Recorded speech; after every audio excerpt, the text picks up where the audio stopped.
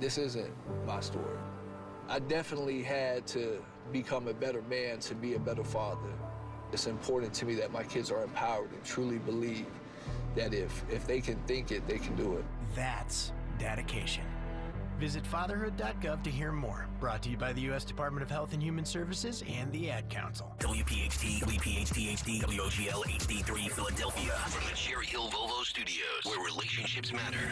Always live on the free Odyssey app. Diabetes, high blood pressure, anxiety meds, everyone's on them. If you're a 50-year-old male, maybe a bit porky, and you may even have type 2 diabetes, $1 million of term insurance may only cost you about $200 a month. Call Term Provider. Speak with Big Lou at 800-700-6898. Big Lou will find a term life policy for you even if you have type 2 diabetes, are overweight, or have high blood pressure. Term Provider has helped thousands of people like you who think they can't afford term life insurance. To buy $1 million of affordable term life for you, all you need to do is call Big Lou at 800-700-6898. Lou will make sure the scales are tipped in your favor. Call 800-700-6898.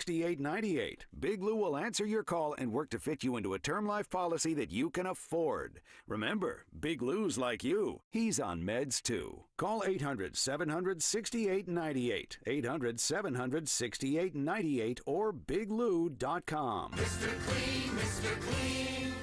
Of course I use Mr. Clean Magic Eraser to clean tough messes off my stovetop and bathtub.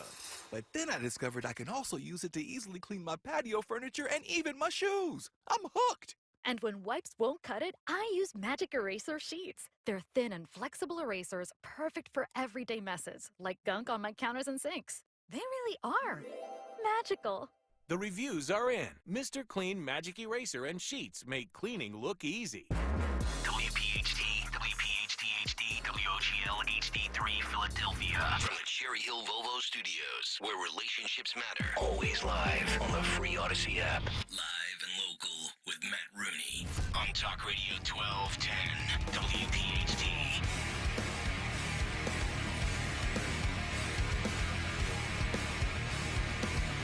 Greetings, ghouls and goblins. Welcome to a very spookalicious edition of the Matt Rooney Show on 1210 WPHT. It's our Halloweeny edition. I hope you're all having a wonderful holiday weekend. Hay rides, pumpkin picking, going out and picking up your John Fetterman costumes, which are pretty economical in these times of Bidenflation. All you need is a hoodie, some gym shorts, and a bald cap from your local Halloween or costume store. And you don't even have to try too hard for the makeup. You just Google meth addict and try to copy it as closely as you can. Gotta look for the silver lining in all things. That's what we do here on this program every week, 7 to 10 p.m. Eastern Standard, here on 1210. And of course, at the helm this evening is our Gen X representative, our Latinx correspondent, a man of many talents, and occasionally he shows us some, the one, the only producer, Dan. Good Occasionally evening, I also show up, too. You do? Yeah, I haven't been here, and all of a sudden I'm here now, so, you know, well, yeah, surprise. we've made it optional for you. Yeah. You're working remote. Yeah, I guess you could say that. That's one way to put it, right? Yeah. Well, we'll get to that later. Let's put a pin in that for now. There are other things at hand that need to be tackled. Daddy owes you. Daddy does owe me, by the way. Daddy owes me big. Got a busy show this evening, so hope you're all buckled up and ready for that. Two guests. One of them's one of your favorites, Dan. The one, the only, Ed the Trucker. Obama. Oh. No, Barack Obama has declined our invitation for the 30th consecutive time. I was going to say, I want a free Obama phone. I know you want your Obama phone. Yeah. Christmas is coming. Put it on your list. You might get lucky.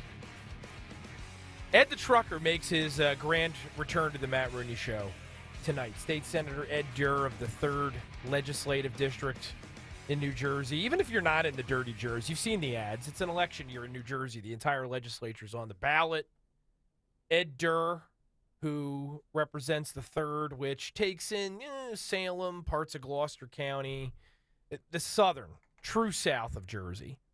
He's getting bombarded with ads in the Philly media market nonstop. They're trying to take him down.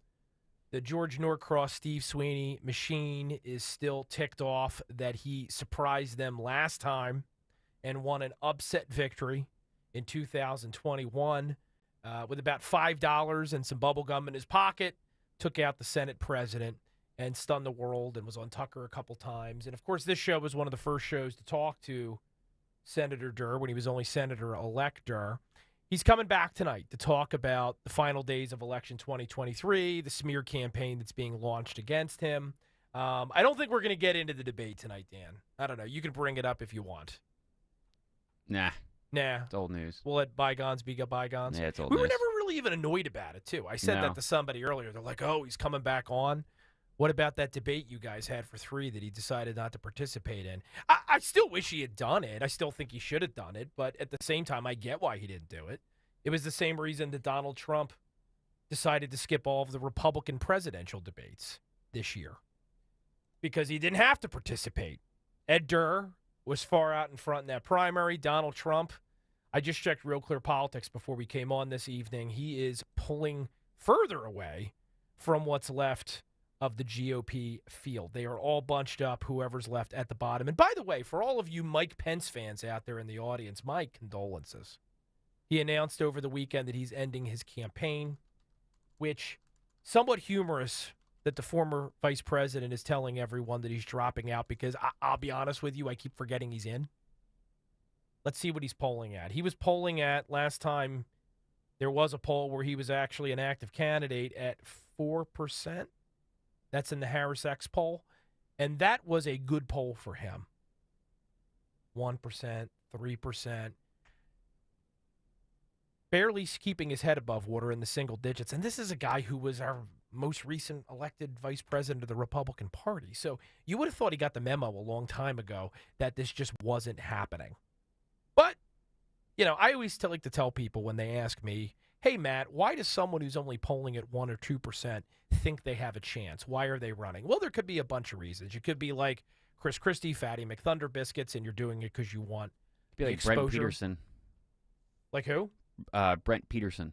Brent Peterson? Yeah, you can be like Brent Peterson, who is running.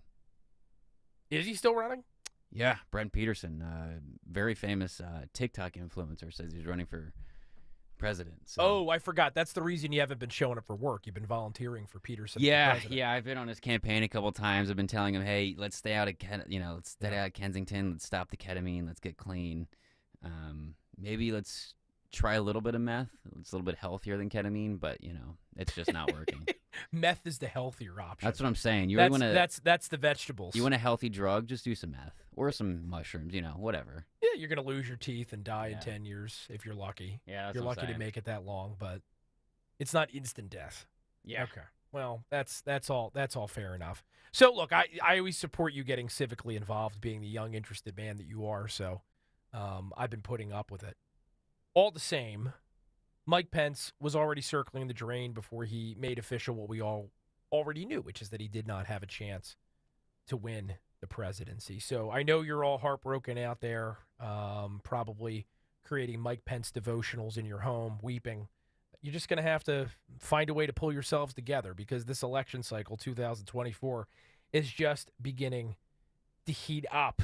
And Republicans finally have a speaker. That happened this week. That's kind of nice that they finally got their stuff together down on Capitol Hill and decided to coalesce around a guy from Louisiana, of all places.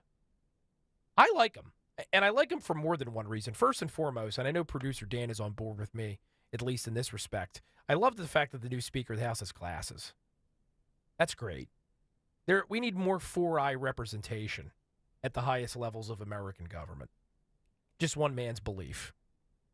It builds character having glasses, especially, and I don't know this about our new speaker. I haven't heard him comment on this with everything that needs to be discussed at the moment concerning national and foreign affairs, how long he's been in his glasses. I've been in my glasses since first grade. Being teased for your glasses, coming to school with your new glasses and your teacher asks your classmates to make you feel better, so everybody creates a little booklet for you and everybody draws you to look like Waldo? I think I've had my glasses since freshman year of high school. Oh, that's pretty late in life. I was a late bloomer. Yeah, I was an OG glasses wearer. I had them. All right, I had them when I was in first grade. This isn't a competition. This is a competition. I'm just saying that I was a late bloomer to the glasses game. I was in denial that I needed glasses, and then I finally said, hey, I can't see. And now I have glasses. And then you could see. Yeah, and then I went to a contacts. Then I went to contacts for a little bit.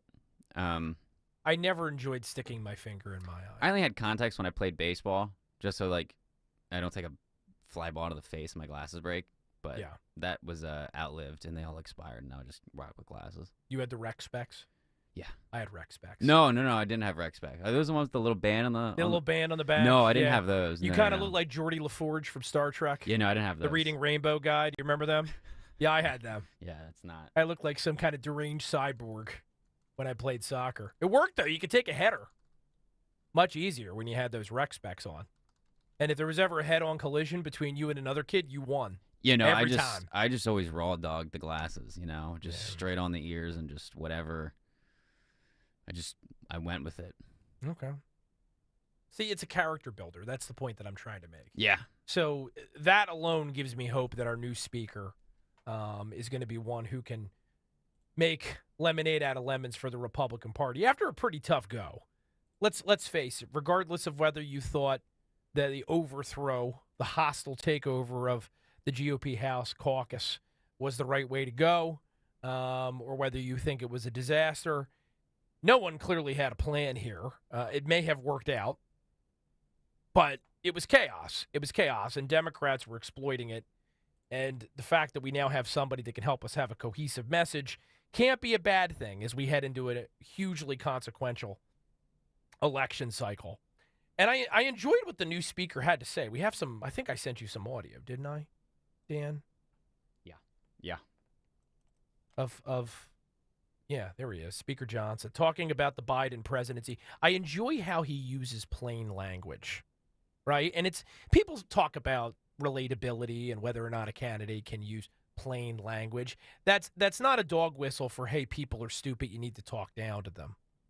It's, do you give people the respect to interact with them, to treat with them directly, or are you trying to impress everyone by making your public presentations as nebulous as possible? That's what we're really talking about here. And I like the fact that he just shoots straight. Louisiana is one of those states like my home state of New Jersey where we just are what we are, and we don't really try to hide it. And I get that vibe from him. Let's listen to this. It's from an interview with was it Fox? Sean Hannity. It's good old Sean Hannity.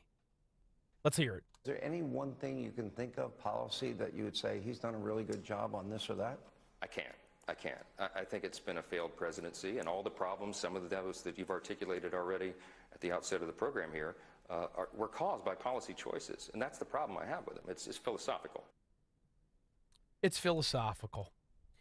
And I think, look, there are many reasons to not like Joe Biden, right? He's corrupt. He's the leader of a crime family. You don't need me to explain that because you know why the Biden family is being investigated and needs to be continued to be investigated, which is one of the reasons we needed to get the House back in regular order so we can continue those investigations. But setting that aside for a second, yes, the corruption angle is important to talk about. Yes, the fact that Joe Biden is incompetent and incontinent, that's important to talk about. But sometimes when we're addressing those facets of Biden the failure, we forget arguably the most important point, which is that Joe Biden is wrong about everything and has been wrong about every single issue, foreign and domestic, for over 5 decades of public service, air quotes, in Washington, D.C. Wrong about everything. Nothing Joe Biden has ever argued for has ever worked out for anyone other than the Biden family.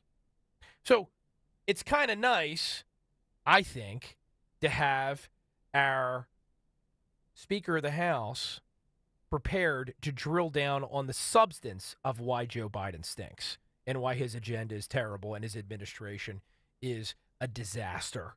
And the causation for the world currently being on fire, which we say that all the time, oh, the world's on fire. Sometimes it's a little bit of hyperbole. It's actually literally true now.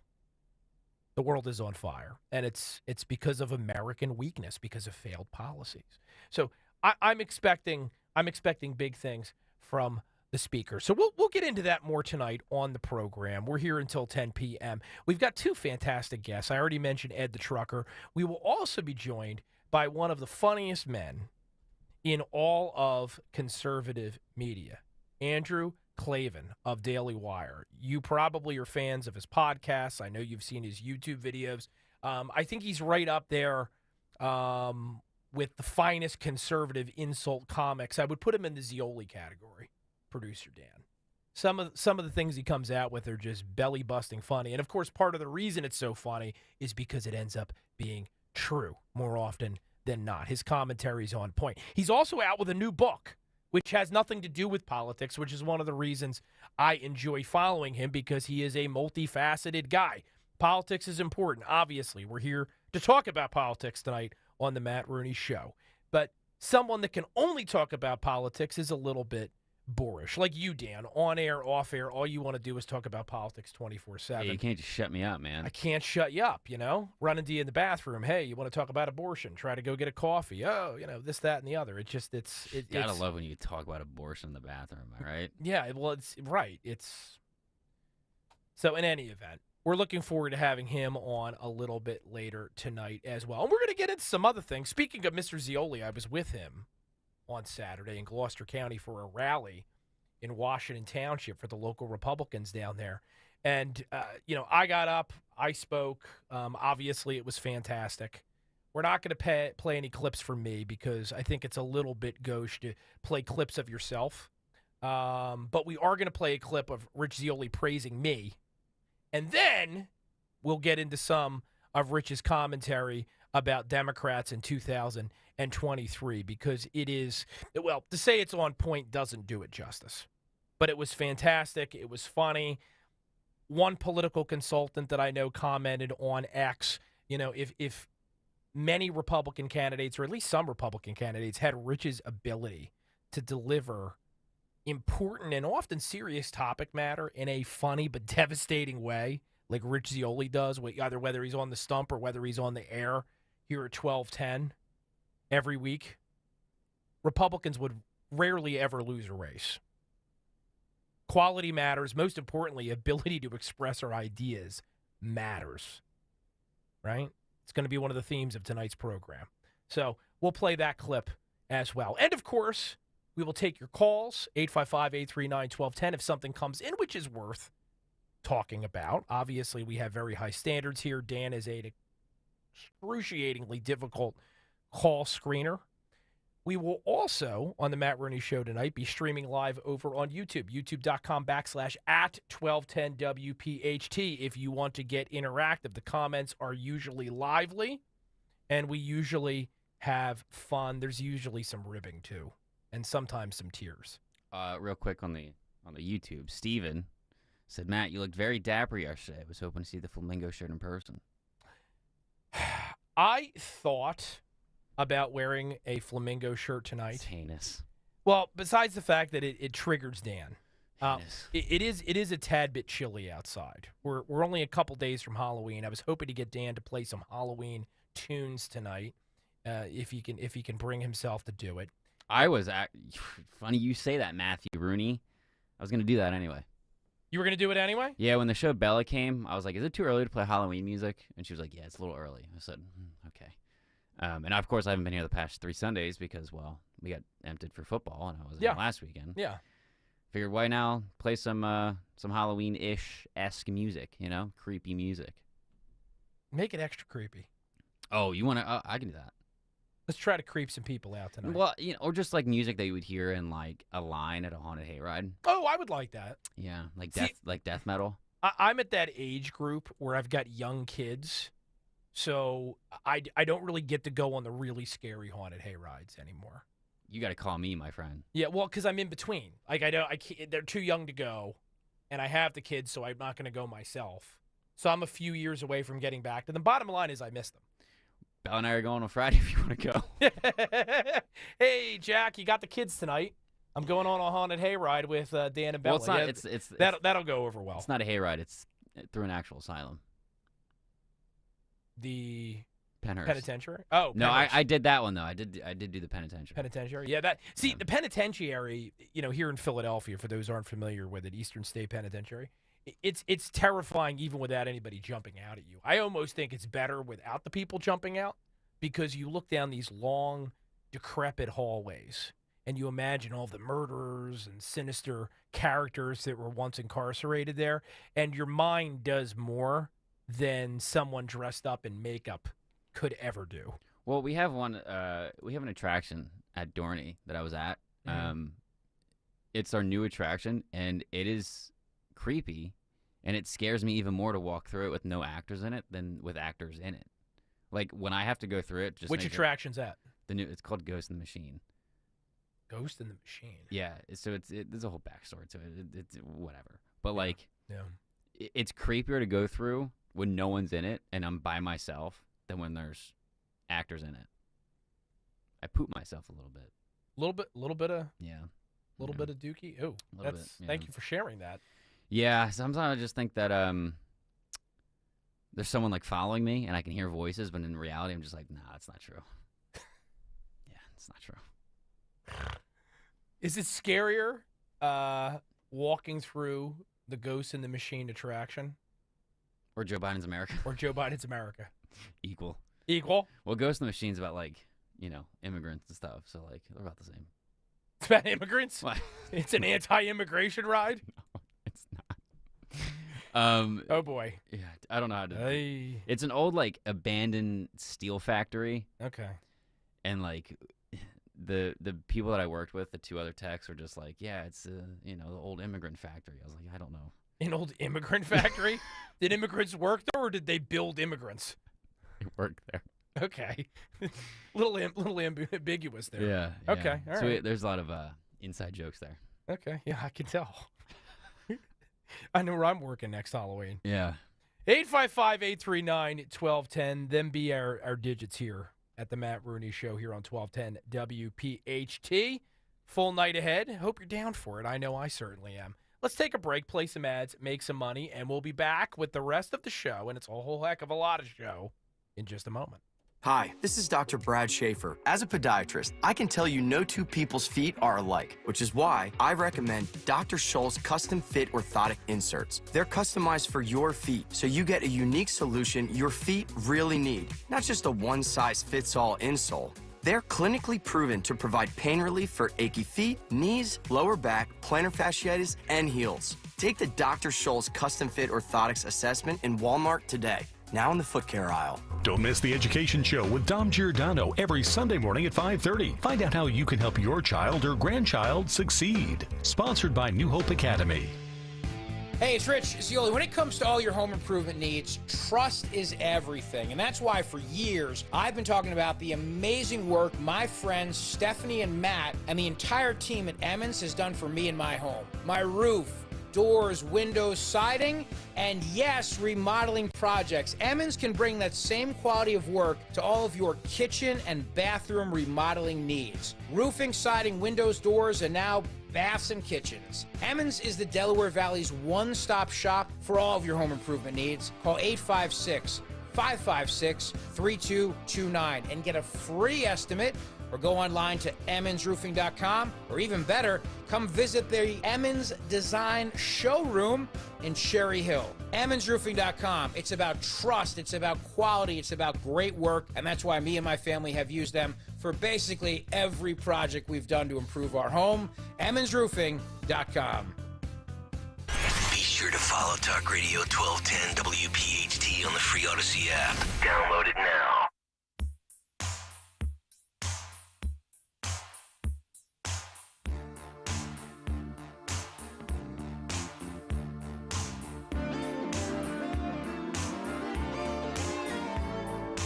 If you're blue and you don't know where to go to, why don't you go where fashion sits? Putting on the Ritz. Different types who wear a day coat, pants with stripes and cutaway coat, perfect fits. the Ritz. Dressed up like $1 million trooper, trying hard to look like Gary Cooper. Super duper. Come, let's mix, we're Creepiest music video in the history of music videos. It is pretty creepy. Nightmare fuel lit ablaze with some atomic waste mixed in there. Just absolutely horrifying in a fun way. Yeah. I don't know how else to describe it. If you've never seen Putting on the Ritz, the music video, go check it out. Not right now because you're watching the Matt Rooney Show, but at a point later this evening. But perhaps not before bed. Yeah, the guy just basically made the song and, like, dipped, you know? Yeah. Taco. Yeah. Which is not the name for a group that you would expect to produce something that terrifying. Taco sounds like a garage band that's going to play kind of hokey knockoff love ballads. But, oh, man, great pick for Halloween, Daniel. Well, Taco's just the guy. Well, yes, but he's got a group. Sure. Yeah. You know what? We're already starting. It's already starting. It's already beginning. Yeah, this is like your big holiday, man. You got to be in a holly jolly mood. You don't like Christmas. That's been well established in the past. No, Christmas. The day of Christmas is fine. Halloween's great because I just get to live out every single fantasy that I have. And I get to go through I feel dirty. I get to go through like haunted asylums and do things that I shouldn't be doing. And I'm just like, yeah. In the ghost machine. But I also don't get scared. So like it's I have a very high scare tolerance. So like I guess I don't have one. Whatever. I just don't get scared. You do have a high tolerance. Yeah. So I have a really high one. So I pay money to go through these attractions, and then I'm just like, that was terrible because I didn't get scared. Well, you would have been proud of my preschooler, man. We went through his first haunted house the other day. Yeah. And he was a champ. Yeah. Now, granted, it wasn't the ghost machine at Dorney Park. It was a local one that was put on by some school kids, but it was still, for a 4-year-old, it was pretty spooky. It doesn't take much to put on a good haunted house. Other than flinching a couple times, and he'd see somebody wearing a wolf mask or something. He was pretty. He had an intrepid attitude. And then when I got out, he wanted to go through again. Yeah, that's saying it's good. Yeah, it's good. I've been through a couple this year, and there's been times where I've said some expletives. Explicit content? Yeah, I've said some things. There was a parental advisory on your commentary? Yeah, okay, I've said some things. I've screamed a couple times. Okay. A couple jump scares. So yeah, it's happened. Okay. Well, I've got kind of a spookalicious poll for you I want to share, which I think you would enjoy. It's very Halloween themed. It was selected specifically for you, producer Dan. Nice. But before we get to that, I teased the Rich Zeoli clip. Let me set this up. So, major election year in New Jersey. The entire legislature's on the ballot. You know that if you've been listening to the Matt Rooney Show because I talk about it regularly. We've had guests and candidates on to opine on these races, which are going to reach their conclusion now in just a little over a week. We're coming down the home stretch here. And the reason why it's significant, obviously, is because Republicans have a chance for the first time in a couple decades to, if not flip one of the houses of the New Jersey legislature, come to a tie, or at least close to a tie, which would bring Phil Murphy's agenda down the end stretch here of his second term in office to an effective standstill. So huge, right? Every issue we talk about on this program, on this station, for that matter, windmills, the attempt to undermine parental rights in New Jersey by taking parents out of critical decisions involving their children's lives, everything Trenton does to make New Jerseyans' lives more expensive. All of that is complicated if Republicans are in charge of the legislature or force a tie or close to a tie in one of these chambers, such that it's hard for Democrats to get much done. So big election, and most of the big battles are down in South Jersey. We've talked about LD4. We had Chris Del Borello on last week, who's a Senate candidate in that district, which centers on Washington Township. We've got Ed the Trucker coming on later tonight. He's the next district further south. There was a big rally in Gloucester County, which is the epicenter of election 2023 in South Jersey this cycle. It happened on Saturday. There was, 200-300 people there at one point. And there were a number of speakers, including yours truly, and, of course, Mr. Rich Zeoli, who way back in the day was actually a Republican county chair in New Jersey before he became a radio star. A little Rich Zeoli trivia there. And I will say this, and I let Stocker know about this, Dan. Gloucester County, New Jersey is 1210 country. There were people there at this Republican rally for the Republican ticket wearing Zeoli Army T-shirts. There are Zeoli Army people everywhere in South Jersey, but I think that their home base is Gloucester County. It really is impressive. Rich has quite a following these days. I think that Stocker could have sent either himself or someone else to sit outside and sell T-shirts and made a mint. So just throwing that out there if you didn't know that already. But Rich gave, hands down, the best remarks of the day, and that includes all of the candidates and Republican luminaries that were in attendance. Here's just a little clip, and I'm just going to throw this out there. He says some nice things about me. I'll leave it to you whether they're true. That's not the reason why I'm playing this clip. It's because it's the only clip of Rich talking that I was able to grab. Because of the rest of the time, you can tell from the angle at which I took it, I'm standing off with the other speakers, and we're talking. So I ripped out my phone naturally when Rich was saying nice things about me, and so this is the clip that I got. So there are two signs behind, well, there's a bunch of signs, obviously, but there's one that says freedom and one that says liberty. These are two distinct concepts. Long time ago, when I started Sunday nights on Talk Radio 1210 WPHT, so Rooney's got a future, let me just tell you. He really does.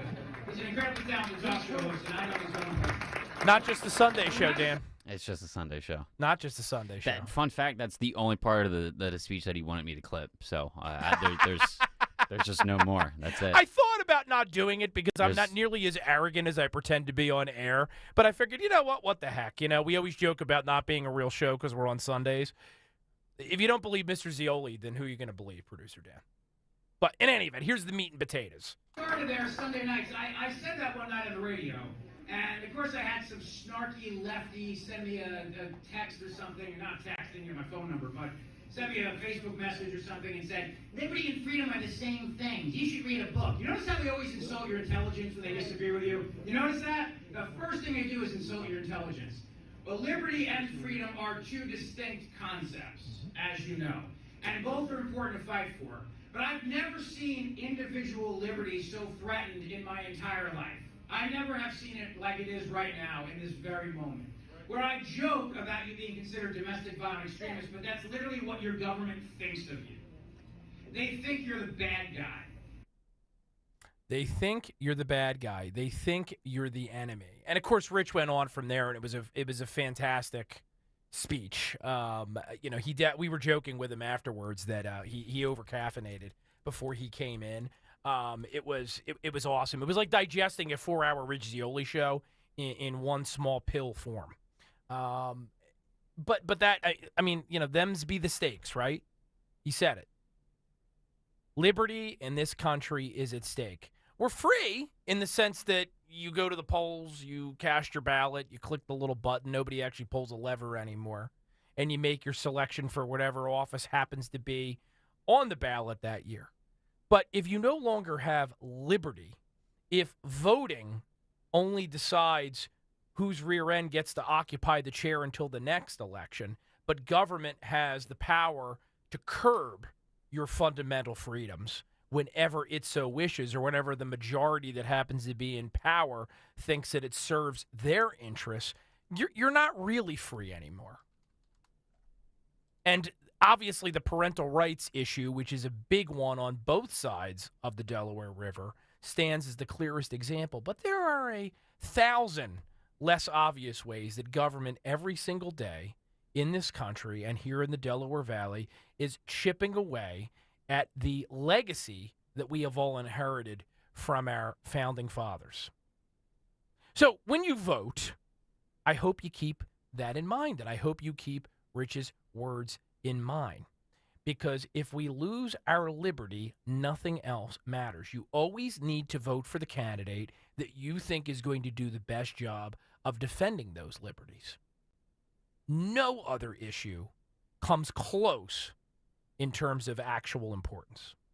855-839-1210 is the number here at the Matt Rooney Show over on YouTube, streaming live. If you want to confirm that I'm as handsome as I sound. Spoiler alert, I am. YouTube.com/@1210WPHT. We're going to take a break, and we'll be back with more in just a second. Don't move a muscle. Putting on the Ritz. Talk Radio 1210 WPHT.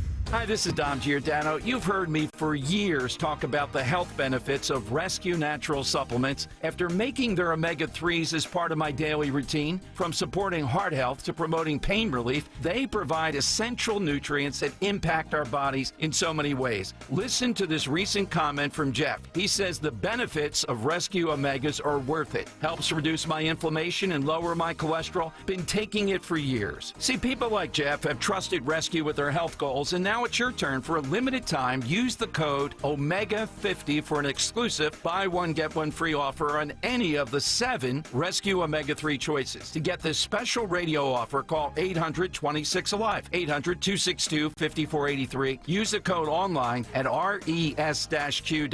That's res-q.com. Remember the code OMEGA50, OMEGA50. Buy one, get another Rescue Omega-3 absolutely free.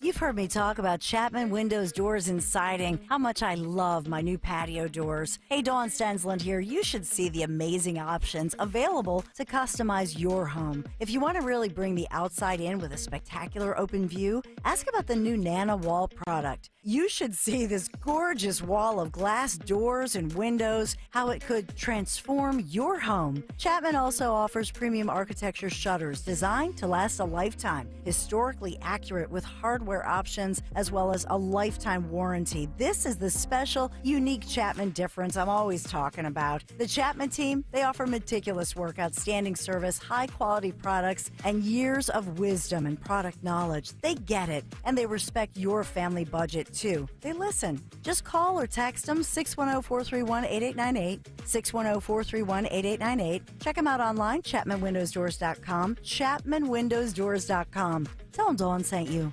Join us at Odyssey as we all do our one thing. Together millions of things for our planet. After Halloween, your used jack-o'-lantern and other gourds are great additions to any compost pile. When we each share our one thing, it becomes a million things for our planet. What's your one thing? Calling on Sewell, New Jersey to follow 1210 WPHT on the free Odyssey app. Download it now. He's in the last cell. Stay to the left. Thank you. Don't get close to the glass. And be careful. If he smells your fear, he'll eat you alive.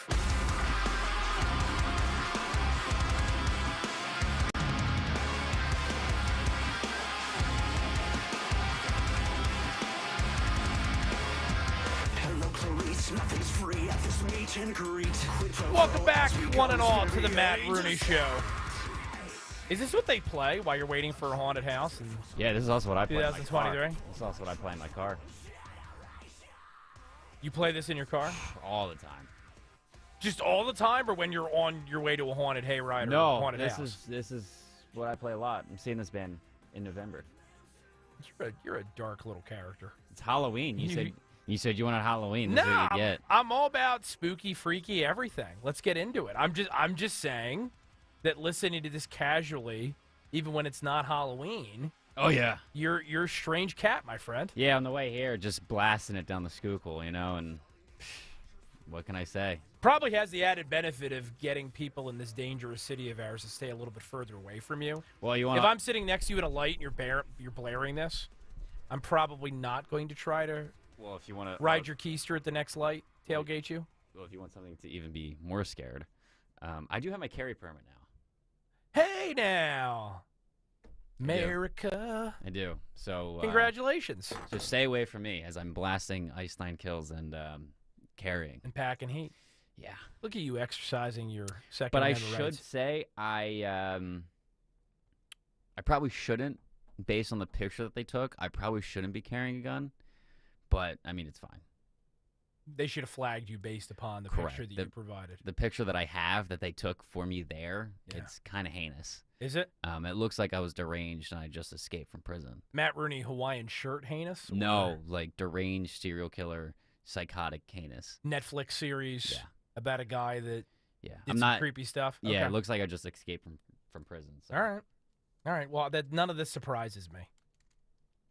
By the way, the lovely Bella over on the youtube.com/@1210WPHD. Of course, the girlfriend of producer Dan still can't figure that one out. One day, maybe I will. She says, Ghost in the Machine. This is the attraction Dan was referring to earlier, Durning Park.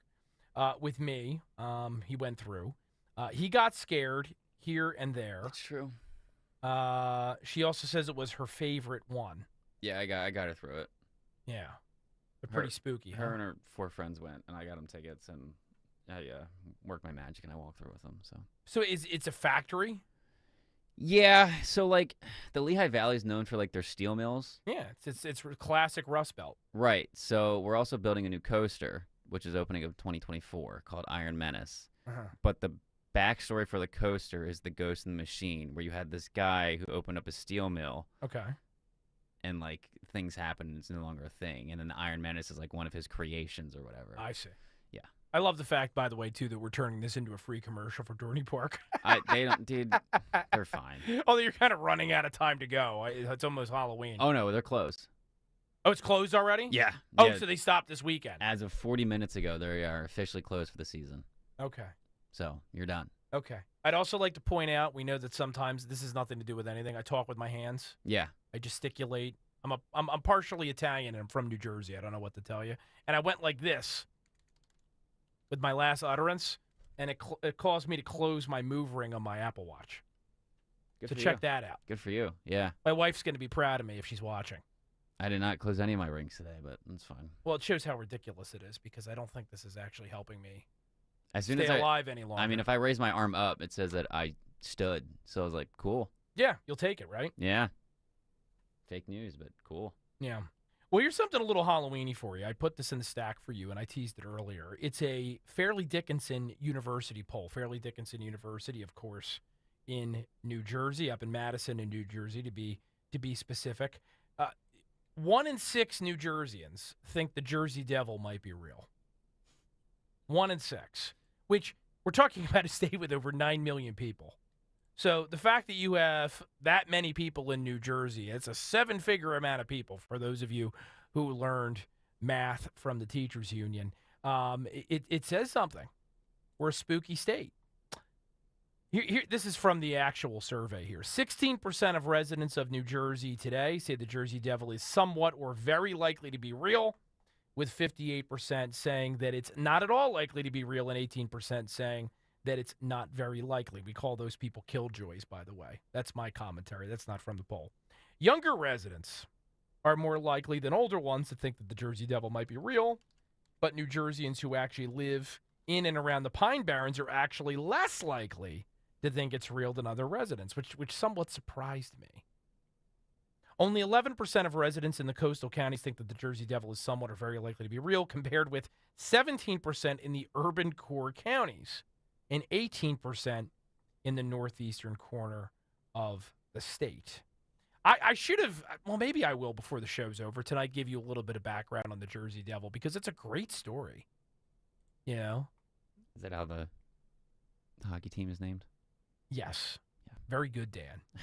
Do you want to Polly want a cracker for coming up with that one? Well, no, I didn't know, so I just figured to ask. Yeah.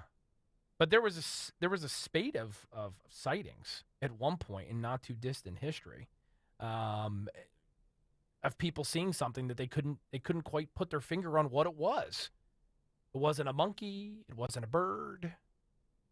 It wasn't any type of large fowl. They couldn't figure out exactly what this thing was that was being sighted on rooftops as close to where we are tonight as Camden.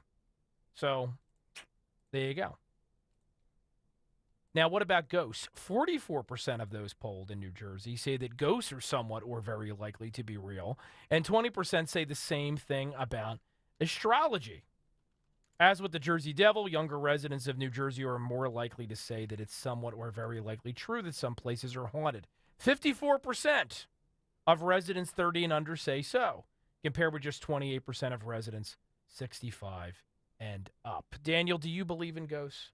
Being one of the youngins. You're not a New Jerseyan, but you're in that age category, 30 and under. I think there's something there. I'm not going to be like, oh, I'm not going to see a Matt Rooney walking around in my apartment because he's haunting me. But I think something's there. Well, no, we've sure. been over that. That's stalking. Right. And I do it because I'm checking up on you. Okay. Yes. Yeah. Well, you don't show up to work for 3 weeks.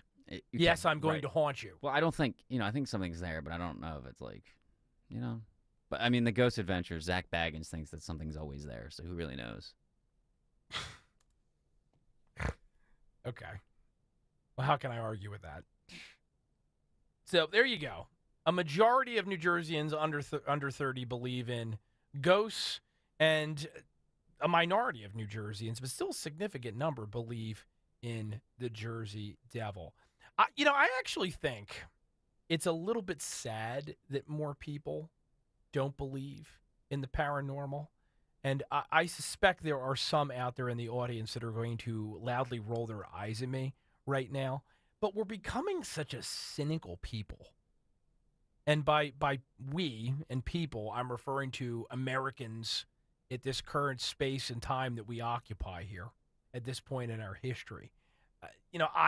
We know we've seen poll after poll that shows that religious belief is dropping, right? Less and less people believe in organized religion. Less and less people believe in God. Less and less people, fewer people every year, think that there's something that comes after this. Doesn't that make life a whole lot less interesting? Doesn't it kind of give you less purpose in your day-to-day if this is kind of it, You live, you work, maybe you raise some kids, you kick off, they put you in the ground, end of story, game over? I don't know. Setting aside for a second the theological debate and everything we could talk about if we had a 20-hour show about evidence for a life that comes after this one, I've always thought it was just kind of a sad way to lead your existence, to not believe that there's something out there, the way that you put it, Dan. A different plane, another facet to our reality that can't be discerned with science or with our senses. I personally believe that there's something like a ghost. I don't know if it's that, you die and you have unresolved business, so you decide to jump out at people in dark abandoned houses and say boo. I don't know if it's that. Oh no, that's what I was talking about. That's what you believe. Yeah, there's just a guy in a sheet, just boo, boo. Can I hear that one more time? Boo.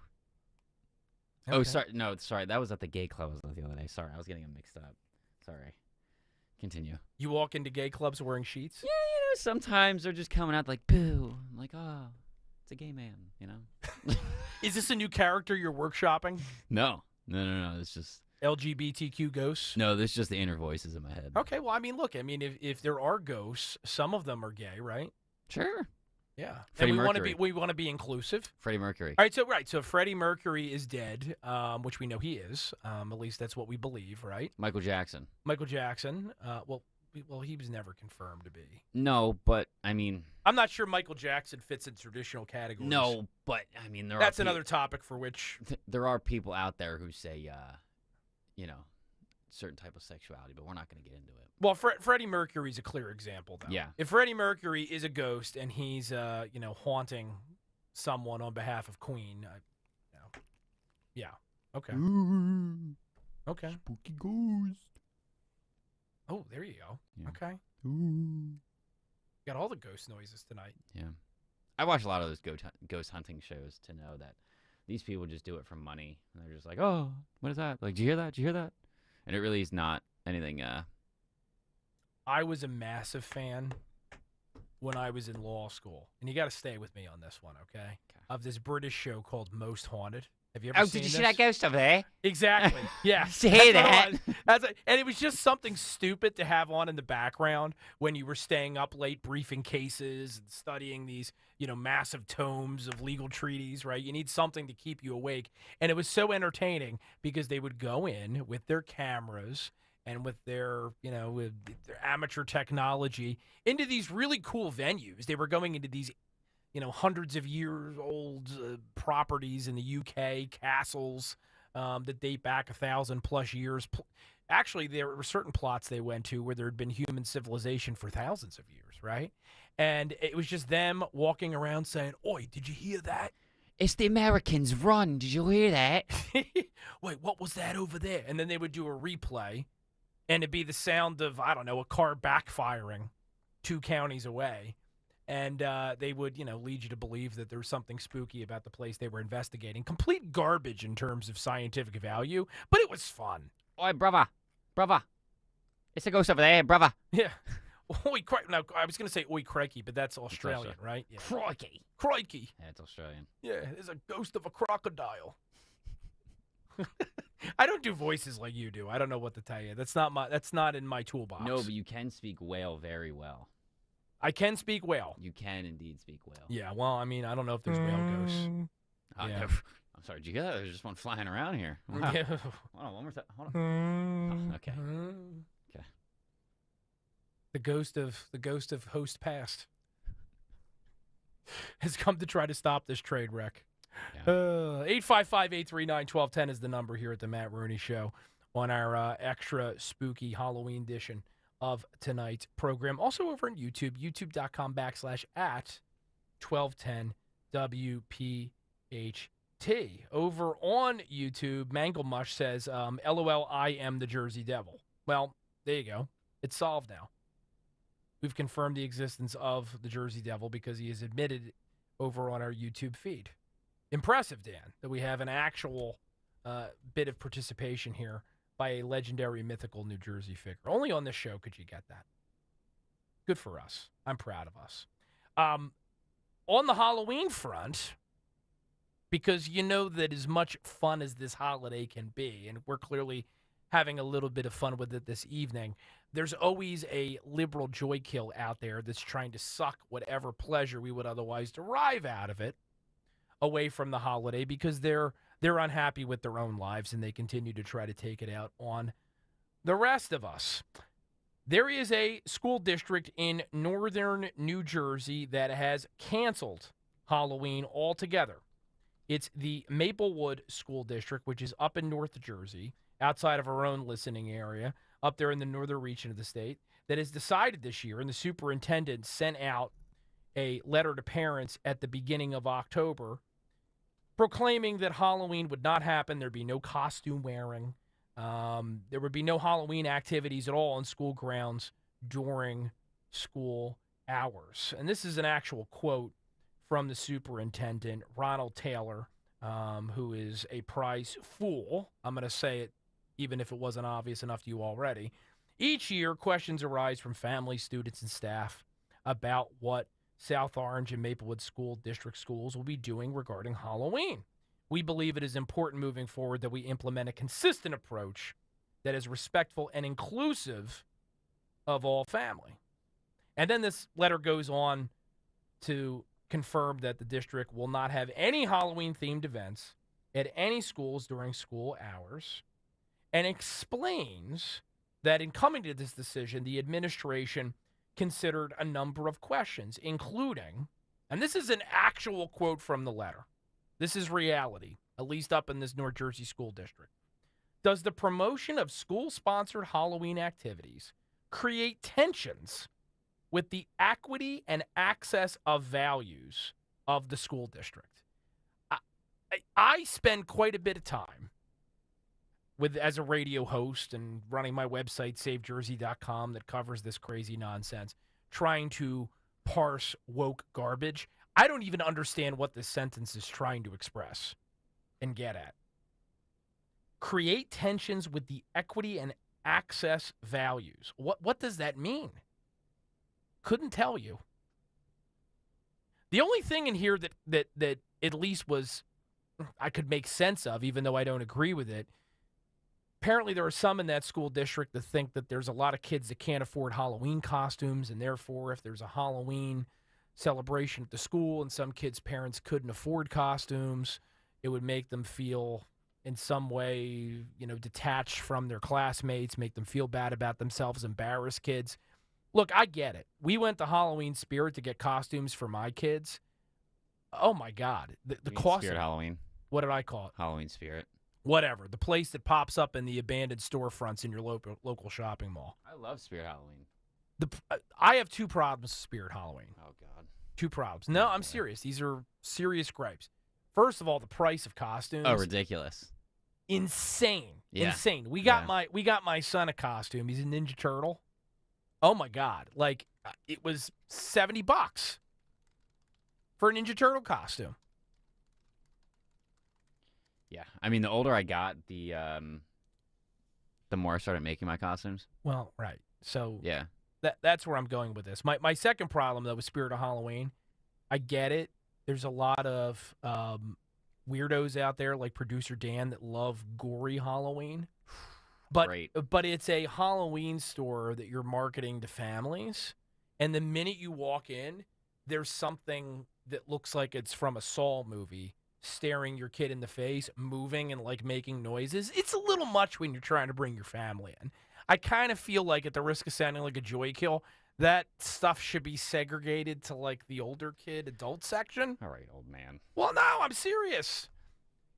You bring your kids into these places to get a Halloween costume, and they're in the middle of it's just like it's a Saw movie. It's a Halloween store, so of course, you're gonna have people there trying to get Halloween decorations. So like, well, I'm not saying, oh, there's a ghost and it said boo and it scared my kid. I'm talking about something that's very, like something you would see at a Dorney Park attraction, like the clown that twists its head in like a full 360 and has bowling pins in his hand. Well, see, even that, but I'm talking about gory stuff, like something holding entrails or fake blood dripping from its mouth. It's hot, man. No, I know that's the kind of thing that gets your engine revving.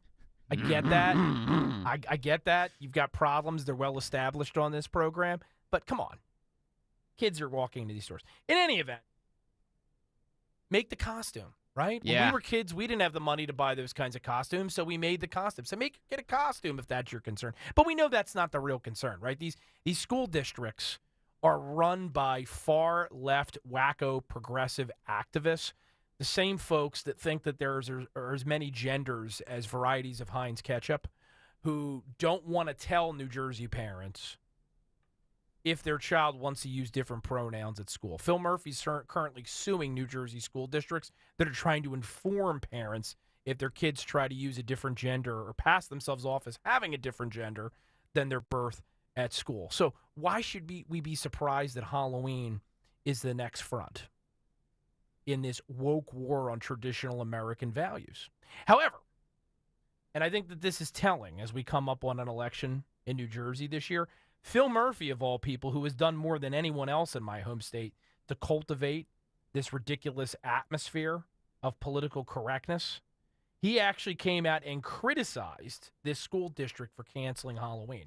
Is Phil Murphy doing that because all of a sudden he woke up one day and decided not to be an extremist wacko? No.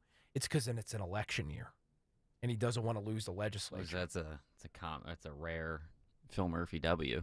It's a rare Phil Murphy W, but it's a self-serving W, because he knows, and his allies that are on the ballot this year know, that even quote-unquote blue states like New Jersey are not down with all of this progressive nonsense, and particularly the war on kids, whether it's trying to teach them inappropriate things in classrooms, taking parents out of the decision-making process, or something that is seemingly more innocuous, like canceling Halloween, a holiday more than any other that allows kids to be kids. And they're not all going to grow up to be freaks like Dan. Most of them are going to be healthy and well-adjusted. What is that supposed to mean? What do you mean, what is that supposed to mean? Just because I like doing Halloween-related activities doesn't mean I'm a freak. You're a little freaky. I might have done a Saw-themed escape room, but that's besides the point. That is exactly the point. I might have done Eastern State a couple times and Pennhurst, and even slept out on the Pennhurst lawn in the summer and dug my own grave, but that's besides the point. No. I don't know what you're getting at here. I think you know. I think you know exactly what I'm getting at, young man. 855-839-1210 is the number here at the station. I am Matt Rooney. This is the Halloween edition of the Matt Rooney Show. 1 hour down, but 2 hours left to go. In our next hour, Ed the Trucker joins us. And then in our final hour, from the Daily Wire, Andrew Klavan. You don't want to miss it. Go fill up that coffee mug and then get your rear end back here for more Matt Rooney Show on 1210 in just a moment.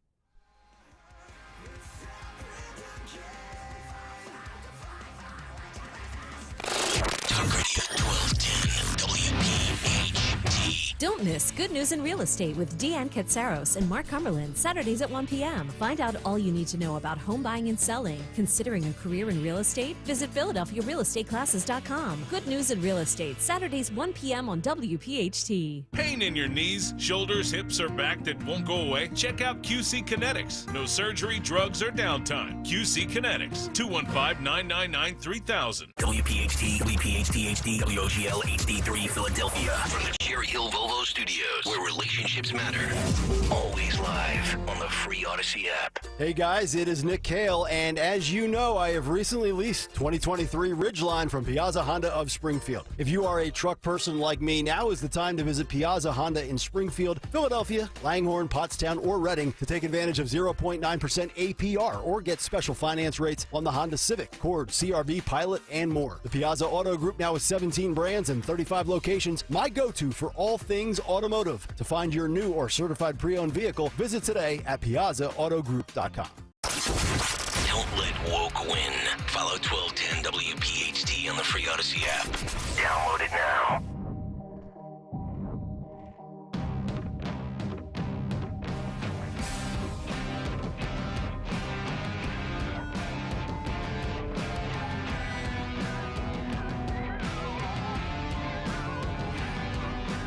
Boys and girls of every age, wouldn't you like to see something strange? Come with us and you will see this our town of Halloween.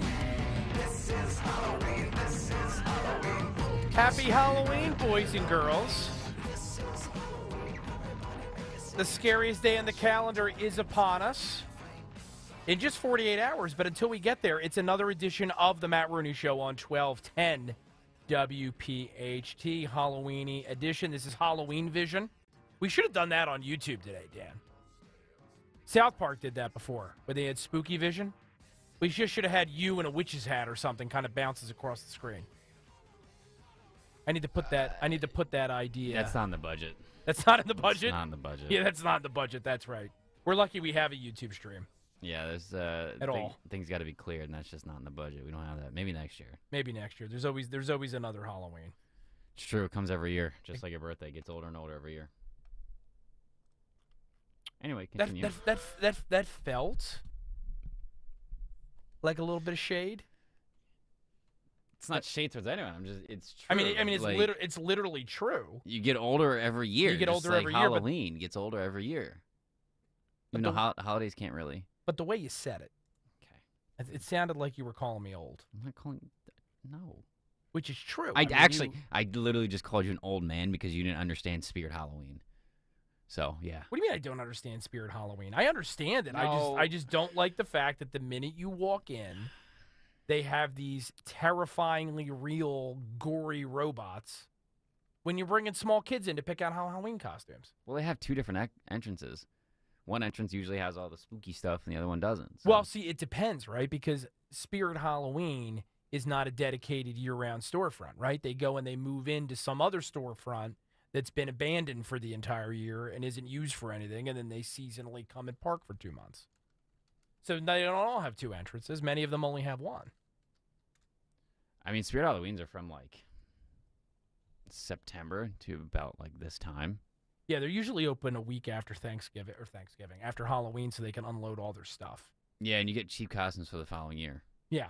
I mean, if you want to plan that far ahead. Is that something you do? No, I don't really. I think the last costume party I went to, I took a black T-shirt and a white 8, a number 8, and put it on the shirt and said I was an 8 ball.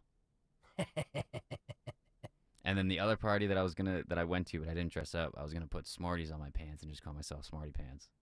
No. I love Adorbs. I love minimalist costumes. I think they're the best. Yeah, and it's also the cheapest, which is an added benefit. Not necessarily why you do it, but as we talked about in the first hour of tonight's program on the Matt Rooney Show, costumes are expensive, man. My mom used to make us a quick pirate all the time if we didn't have a costume. Yeah? And she was like, I can make you a quick pirate. That's true. Mm-hmm.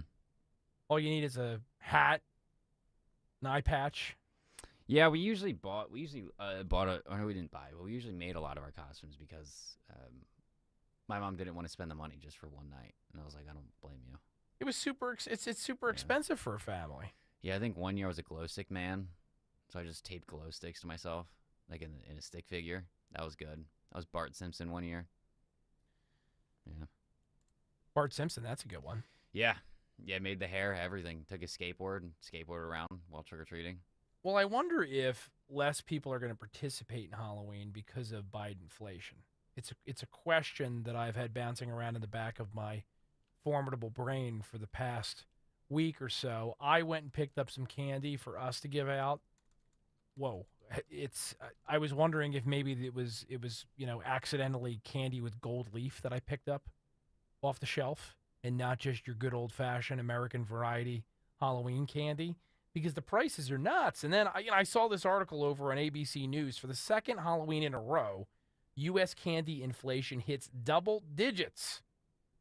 Double-digit candy inflation. Again, this is from ABC News. For the second year in a row, U.S. shoppers are seeing double-digit inflation in the candy aisle. Candy and gum prices are up on average 13% this month compared to October 2022, more than double the 6% increase in all grocery prices, according to Datesembly, a retail price tracker. That's on top of a 14% increase in candy and gum prices in October 22. So I got to think there's families out there that are struggling that are maybe just going to, I don't know, not put the candy out this year and not answer the door. Or maybe they're going to end up doing what we all hate, which is the person that hands out the peanuts because they can't afford to hand out. Yeah, there's always that house growing up where they hand out peanuts. Yeah. Well, I had some houses around me that would hand out like soda cans, apples, toothpaste at one point. You know. Toothpaste? Yeah, I think I've gotten toothpaste like one time. Was it a dentist or something? I don't know what it was, but you had like people hand out juice boxes, all that kind of stuff. I mean, a juice box isn't necessarily bad.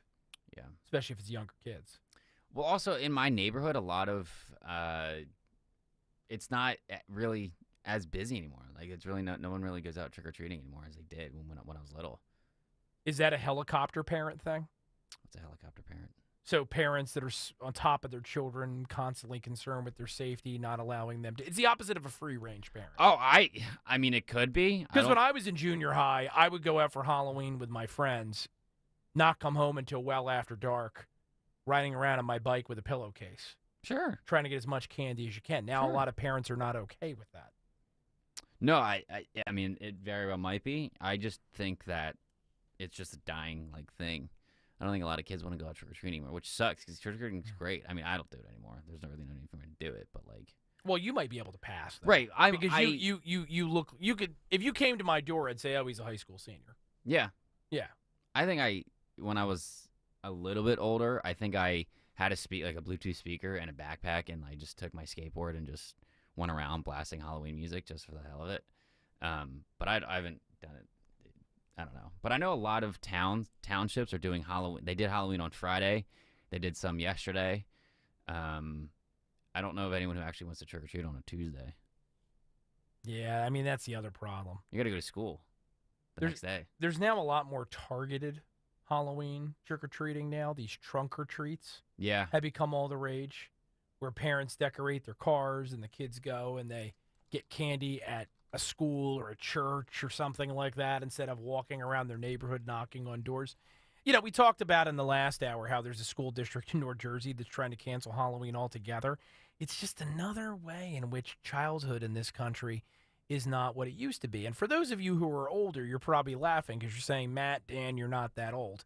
I'm almost 40. Dan's younger, right? He's about half my age. I'm just old enough that I remember, as I said a moment ago, when it was different. When kids just went out with their pillowcases and they ran around all night dressed like ghouls and goblins, and you came back when, some neighbor, mom or dad, called and said, oh, yeah, we just saw them running down the street. And they would yell out the door, hey, you better get your rear end home soon because it's late and you got school tomorrow. Well, my mom always walked around with us. Like, she didn't really, walk right next to us. She was always, a distance back, but she always knew where we were. And it's not like we went when you were young. Right. And yeah. It's not like we were in a new neighborhood where we didn't know we were going. But, I mean, you have all these, haunted attractions that we were talking about in the first hour that are now doing, kid-friendly trick-or-treating during the day and then turning into Halloween events at night for the older kids. So, yeah. I don't know. I remember trick-or-treating used to be a big thing for me specifically, just because I would spend all day doing it, and then we'd, my mom was like, I'm not cooking, we'll go out and get pizza, and then once it got dark, we went out and go trick-or-treating for a couple hours, went back and ate some candy, went to bed. Oh, and then the horse trading with the candy. Yeah. I had a lot of joy. I think it was maybe 2 Halloweens ago where my kid and his cousins, they were all trick-or-treating in our neighborhood. Then we all came back to the house. We ordered pizza, right? Because no one wants to cook on Halloween for obvious reasons. And then all the kids sat on the floor and they traded their candy. And it was amazing. Do you check your kids' candy?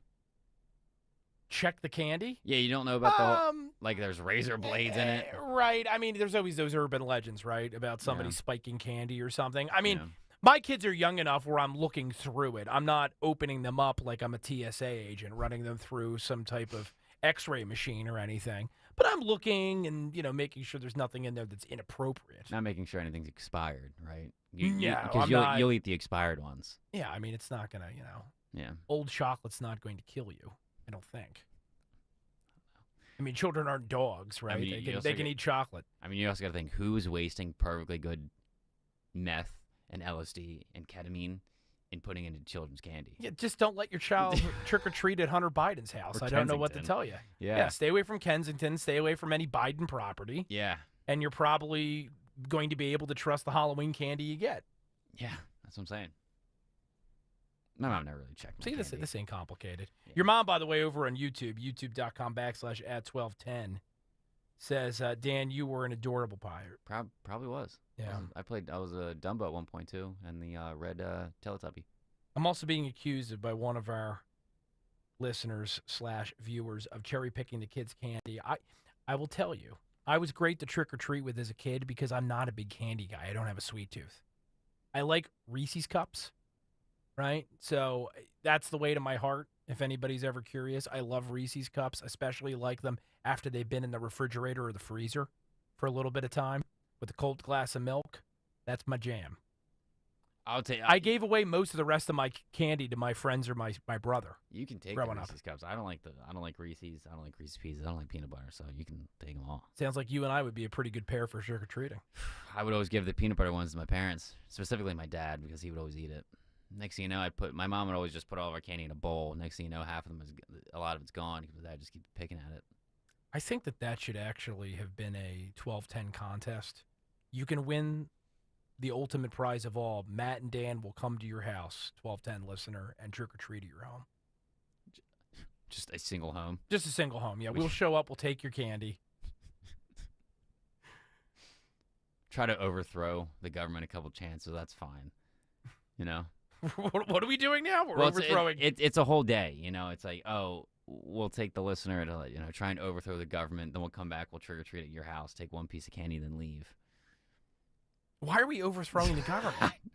That sounds like an awful lot of work for a holiday. I saw a commercial, and it said something about, of course, January 6th. And I was like, wow, that seems like a fun time. Man, they're still talking about that. Think anybody's dressing up like the QAnon shaman for Halloween? I don't think that was actually my go-to costume this year. QAnon shaman? And then I decided, I was like, I'll go as Nancy Pelosi. Okay. Well, just, I don't know, wear pearls and dress like the Crypt Keeper? Sorry, it was Dianne Feinstein. It's just going to be a corpse. Too soon. No, it's not. Too soon. No. Come on. I mean, come on. She was a horrible legislator, but, I mean, we have to speak ill of the dead, Daniel. That's the problem with you youngins. Just no respect for anything. No, I just think nothing's too soon. Nothing. That is true. You just have no boundaries whatsoever. I don't care. You don't care. Nope. You don't care about nothing. Well, we care about you, and we're glad that you're joining us tonight on the Matt Rooney Show. And coming up in just a little bit, we've got the one, the only Ed the Trucker from New Jersey's 3rd Legislative District running for re-election for the first time to the state Senate in just a little over a week. We're going to talk to him about his race, some of the things that are being said about him, and we'll rope him into some other stuff too. And we'll probably ask him what his favorite candy is. That's got to be a standard guest question tonight. What is your favorite Halloween candy? And then we will be joined in our third and final hour, coming up in the 9 o'clock hour, by Andrew Klavan of Daily Wire. He's got a podcast over there. I know you've heard it, and you've at the very least seen his YouTube videos. The guy's hilarious. He's right up there with Rich Zeoli in my mind in the realm of great conservative comedians. These guys could be stand-ups if they wanted to. So we're stoked he's going to be here tonight to talk about his new book and probably some other stuff too. Again, 855-839-1210 is the number should you wish to call in and participate here on the eve of Halloween. If it's worth it, we may put it on air. You never know. Here on the Matt Rooney Show. Quick break. Back with more from our second hour in just a moment.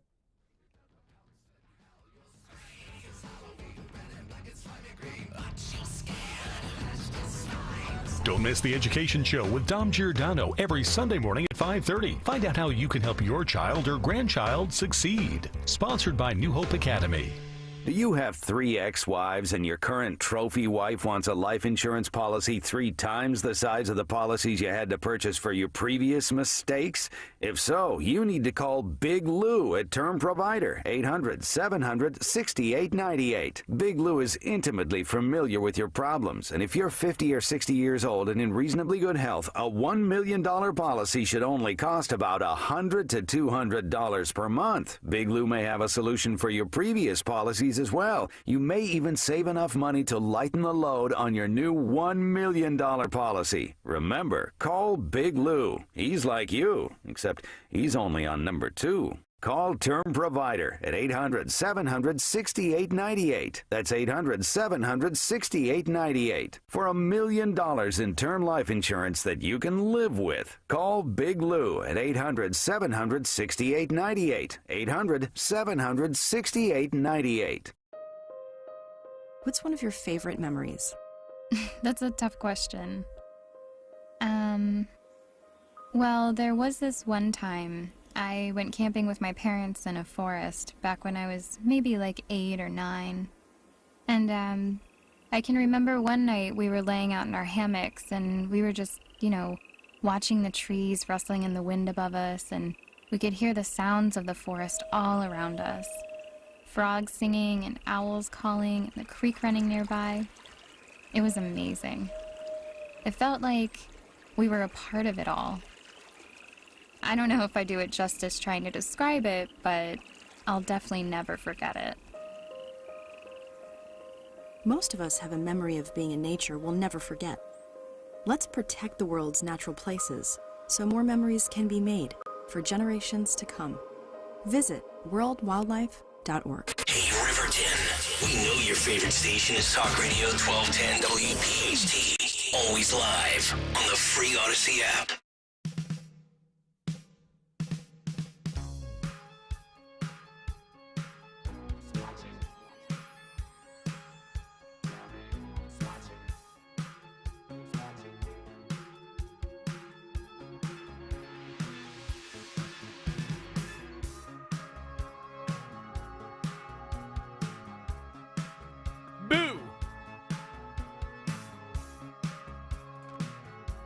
Welcome back.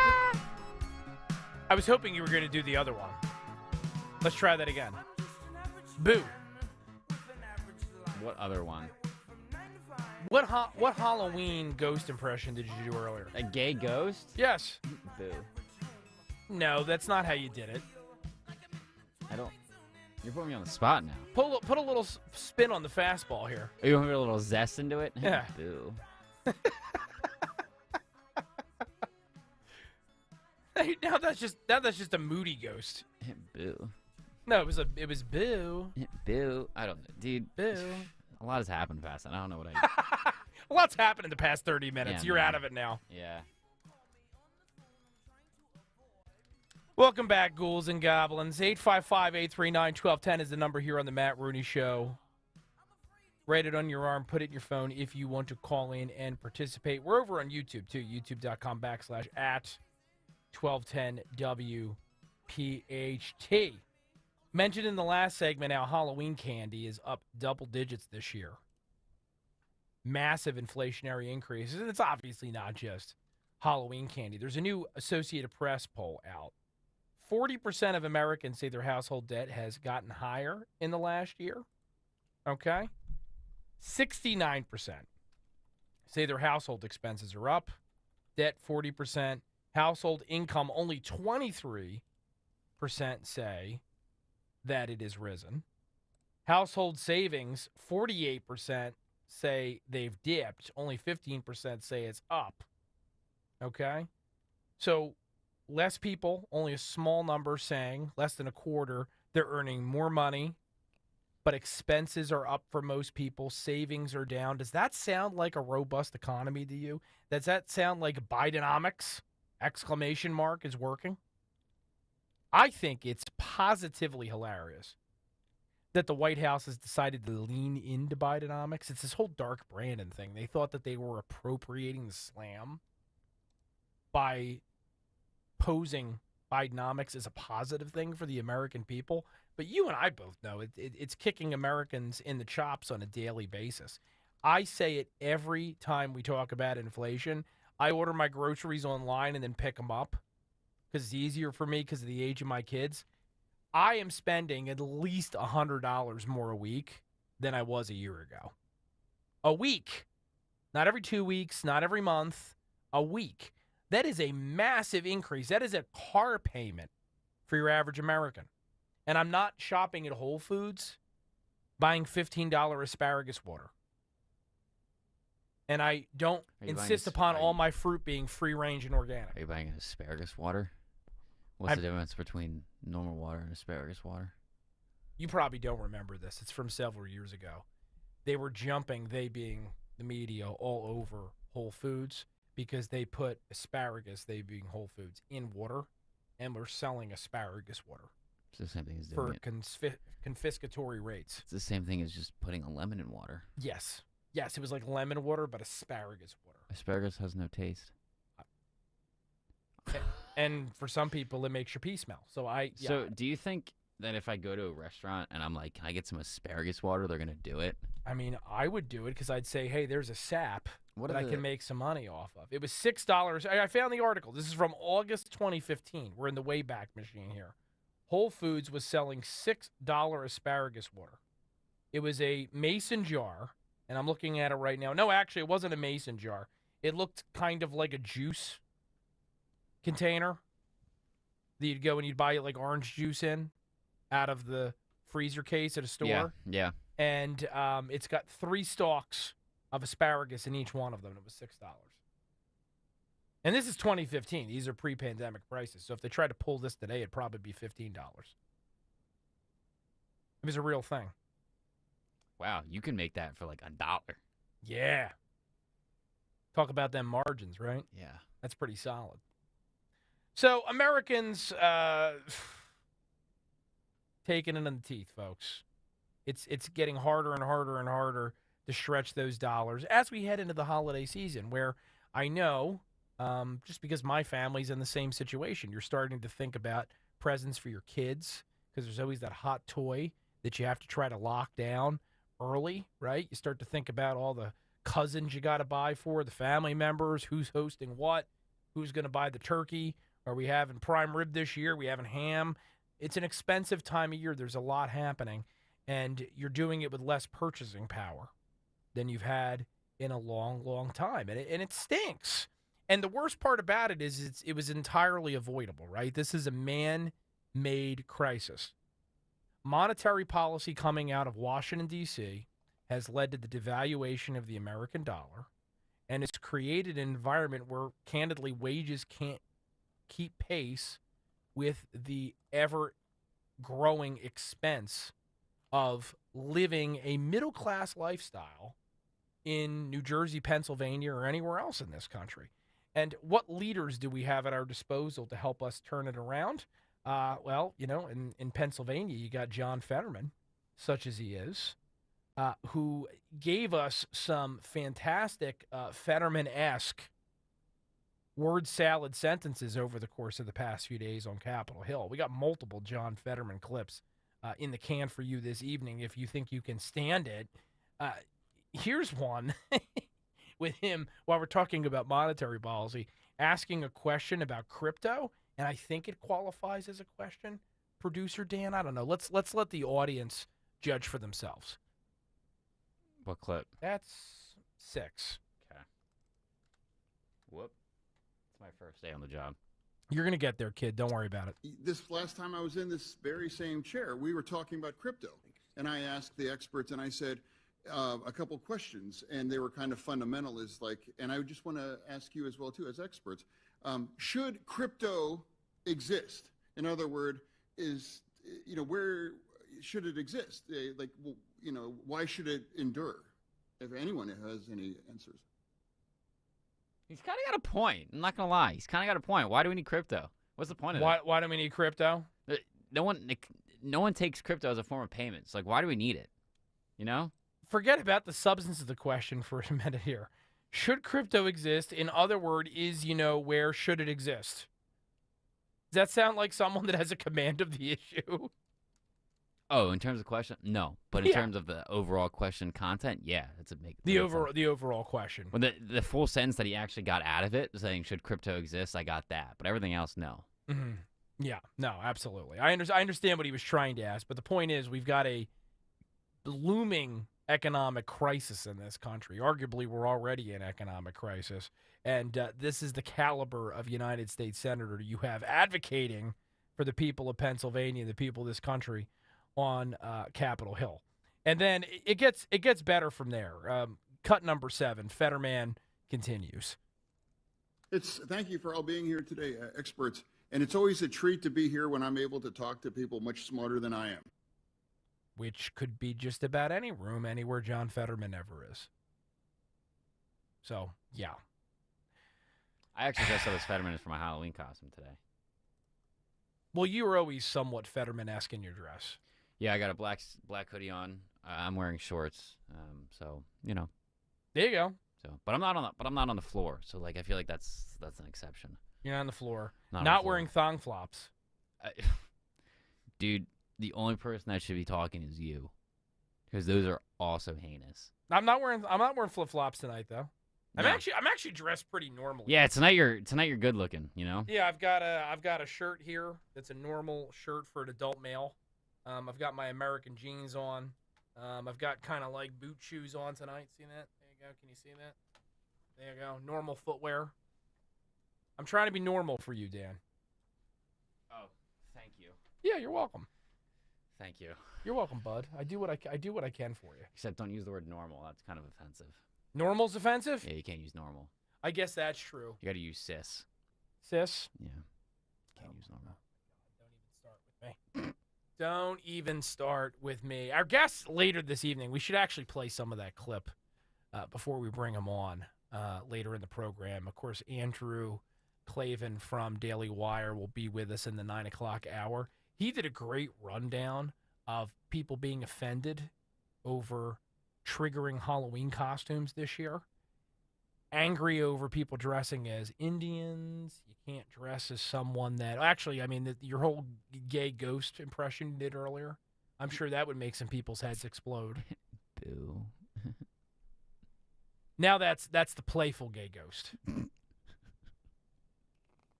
Earlier, you were kind of loud and proud. Yeah, I was out of the closet at that point. Now I'm back in. Yes, now I guess. No, well, Yeah. who made you go back in? I didn't. I support your choices. I just wasn't right.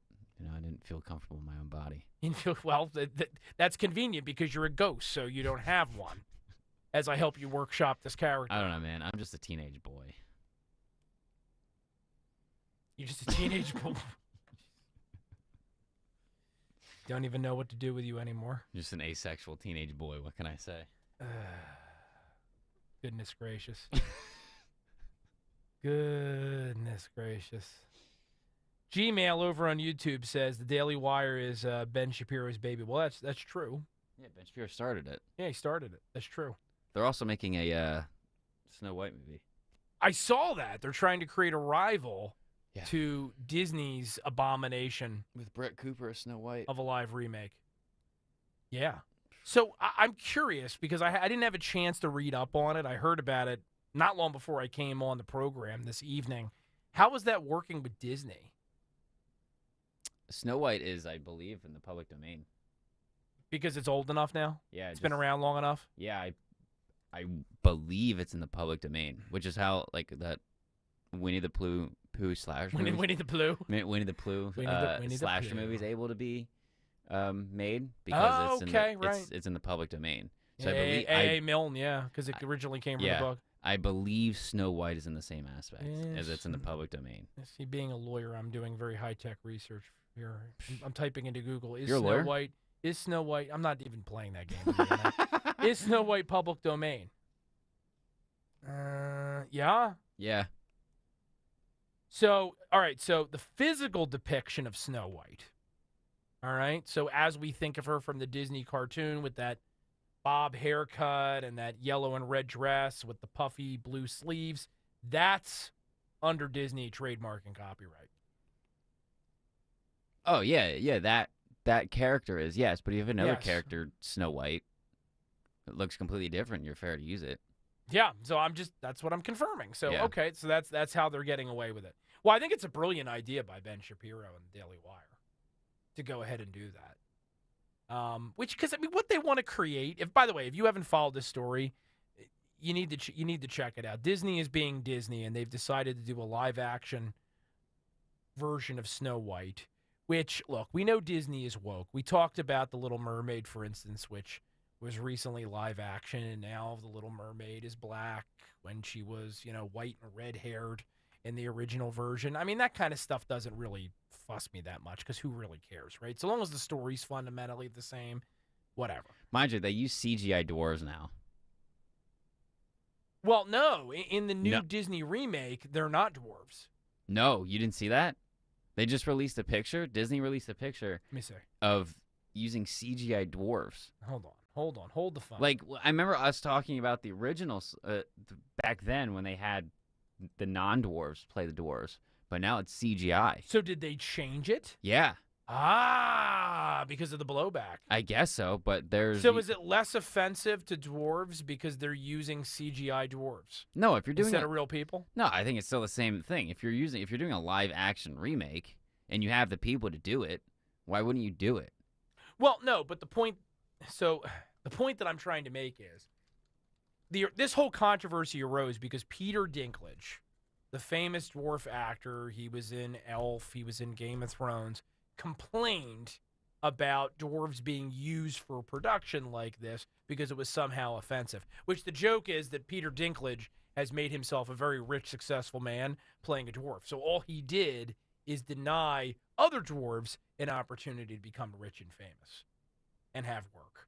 So now, if they're using CGI dwarves because of the blowback, Peter Dinklage's self-serving commentary has now been borne out to its final logical conclusion here, right? Because now they're going to use CGI figures instead of real people. Yeah, but it's also like you have the dwarf actors who are trying to get like a break into the industry, but they can't because of how they are. But it's now like, oh, here's a film. Because now a computer is going to play the dwarf. Now it's like, here's a film where there's 7 of us that could actually do it and probably be better off than CGI, but they're not going to. The CGI looks terrible too. If this is an actual legit. Well, Belle and I grab from the movie. Well, Belle and I saw a movie on Thursday that used real people, like real animatronics and real people instead of CGI, and it turned out great.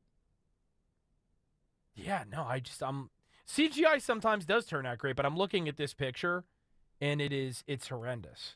Practical is always better than CGI, Unless it's like a huge Usually, stunt, yeah. like Christopher Nolan's The Dark Knight Rises, and you're blowing up Heinz Field, then yeah, you got to use CGI. But like the other problem I have with this movie, okay, Rachel Zegler, she plays Snow White. For those of you that remember the original story, the whole point is that the evil queen was jealous of Snow White's beauty.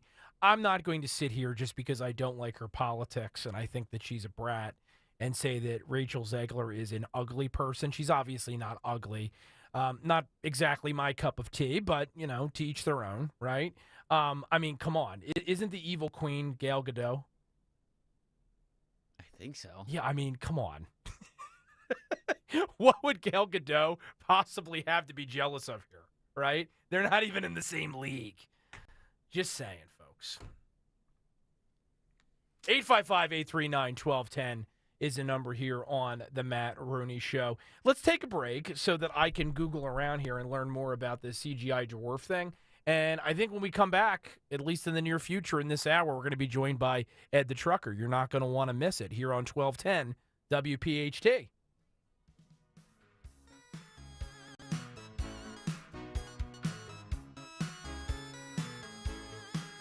Talk Radio 1210 WPHT. Join us at Odyssey as we all do our one thing.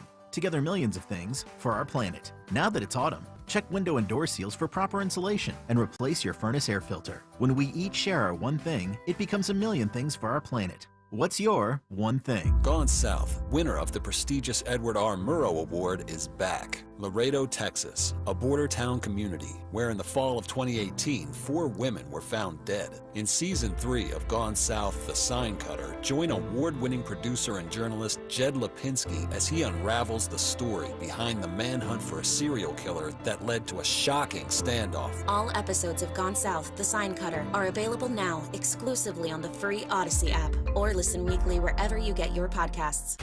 Follow Talk Radio 1210 on Instagram and Facebook at 1210 WPHT.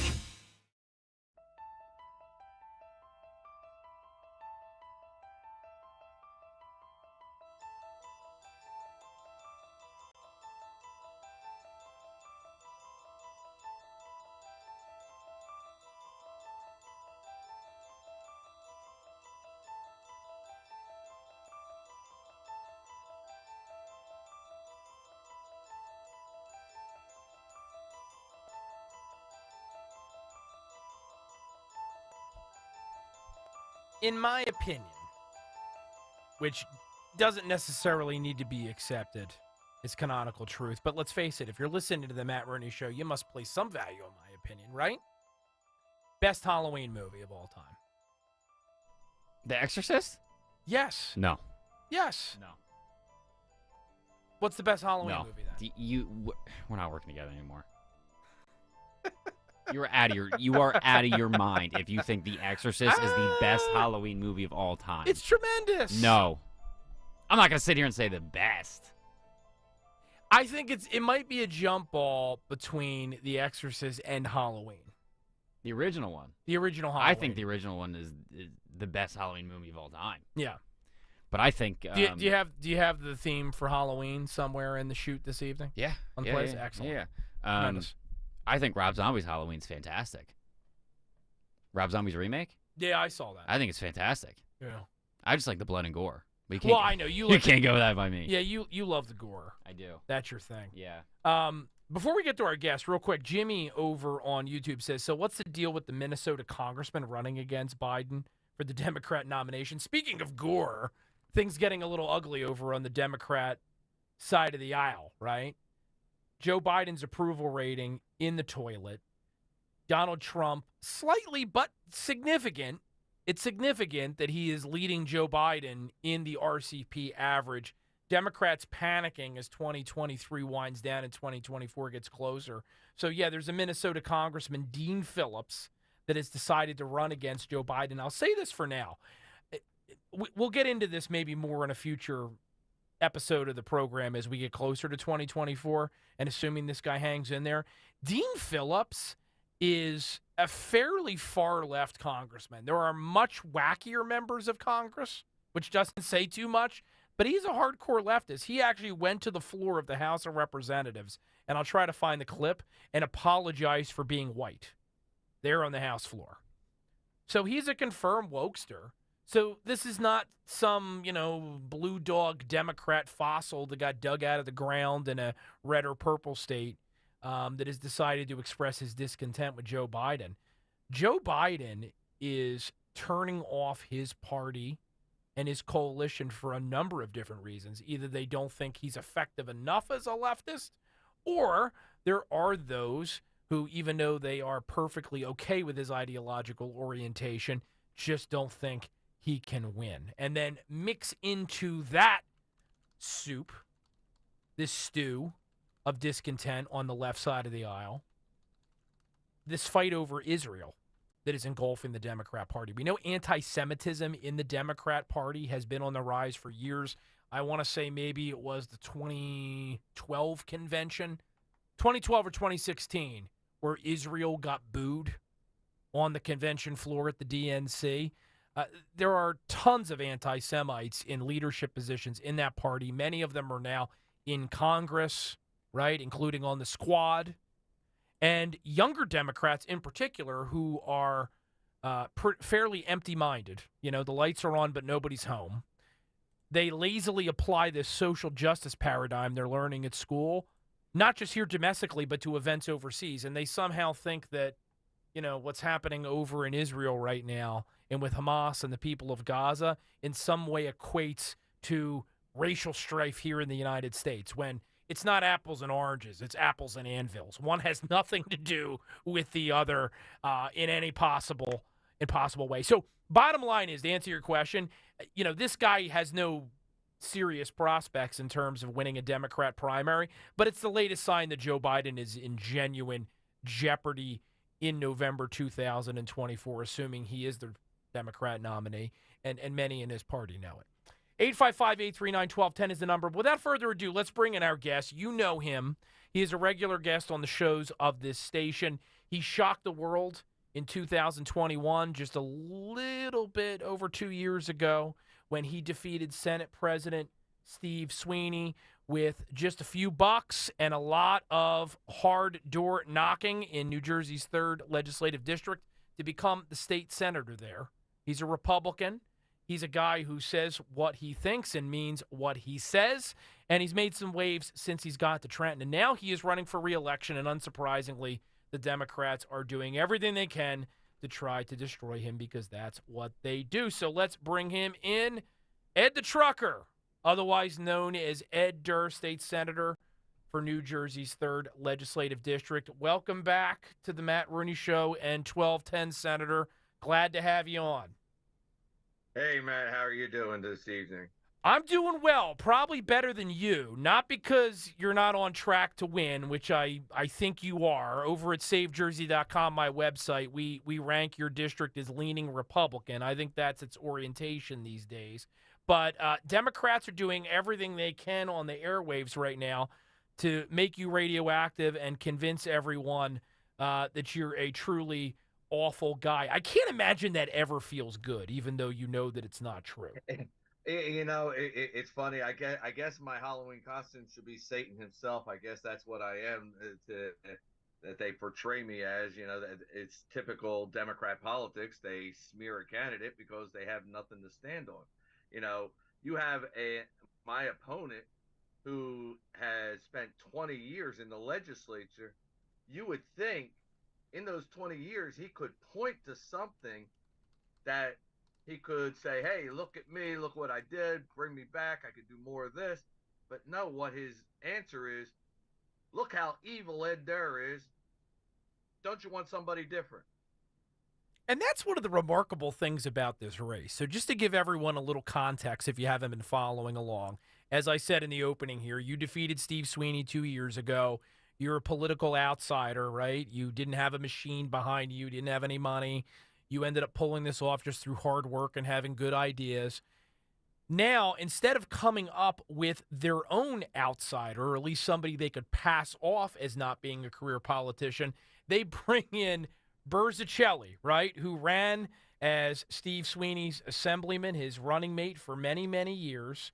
in an attempt to try to claw back power in the 3rd legislative district.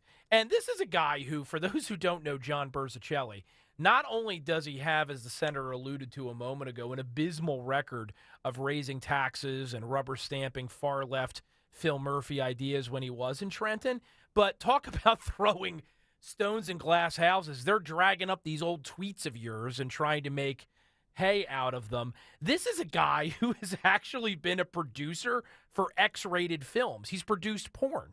And yet he's trying to pass off your old tweets as evidence of you being too inappropriate for the job. I mean, how does this pass the laugh test? It doesn't. And you know, what's even more laughable, not only are they bringing in a retread opponent, but they're bringing in retread attack ads. The same exact ads that Steve Sweeney attacked me on in 21, they're using again in 23. Same exact ads. You know, they just changed the picture because now they have updated pictures of me in the Senate. So they take some of the, I guess, the most unflattering shots of me and put them on the screen, you know. And, you know, again, I just point to the fact that this is all they have to talk about. They don't want to talk about the true issues. You know, as you said, my opponent, you know, he raised taxes over 143 times when he was in the Senate or in the Assembly. He voted 100% of the time with Governor Murphy while they were together. He was the appropriations chair. He voted yes for every budget increase that we have taken on. Every one of those, you know, high tax dollar increases, the spending was approved by John Berzicelli, you know. And then to top it off, he has himself out there portraying himself like I guess he got religion, because he's talking about parental rights and choices, but this is the guy who voted yes for the school curriculum bill that has all the parents in an uproar. You know, he talks about being more, you know, economically safe, you know, conservative, and having, you know, not taking away your gas stove and your gas car, but he's the one who's pushed the wind turbines and the EV cars. So I'm just amazed at how they can just say what they want to say and have no repercussions to it. What is it that Churchill said, that a lie can get halfway around the world before truth has a chance to get its pants on?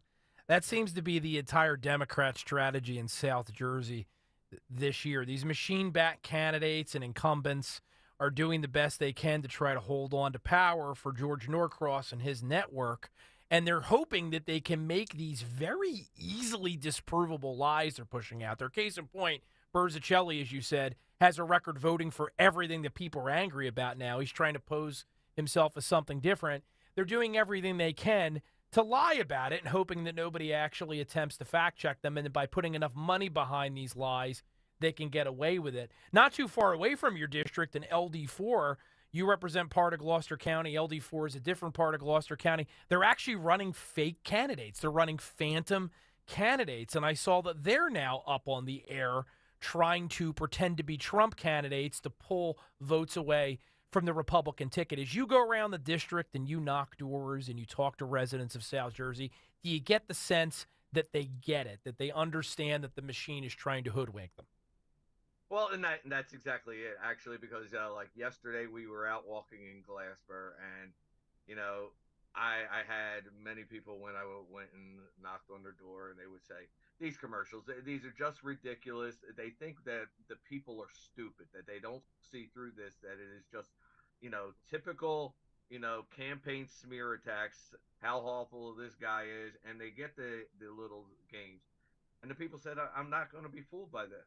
You know, many of them said, boy, they really painting you in a bad light, but don't worry, I'm not fooled. Yeah, I think that they do get the joke. I think that at some point with all this money they're dumping on the airwaves, there's a point of diminishing return, and we're probably reaching it.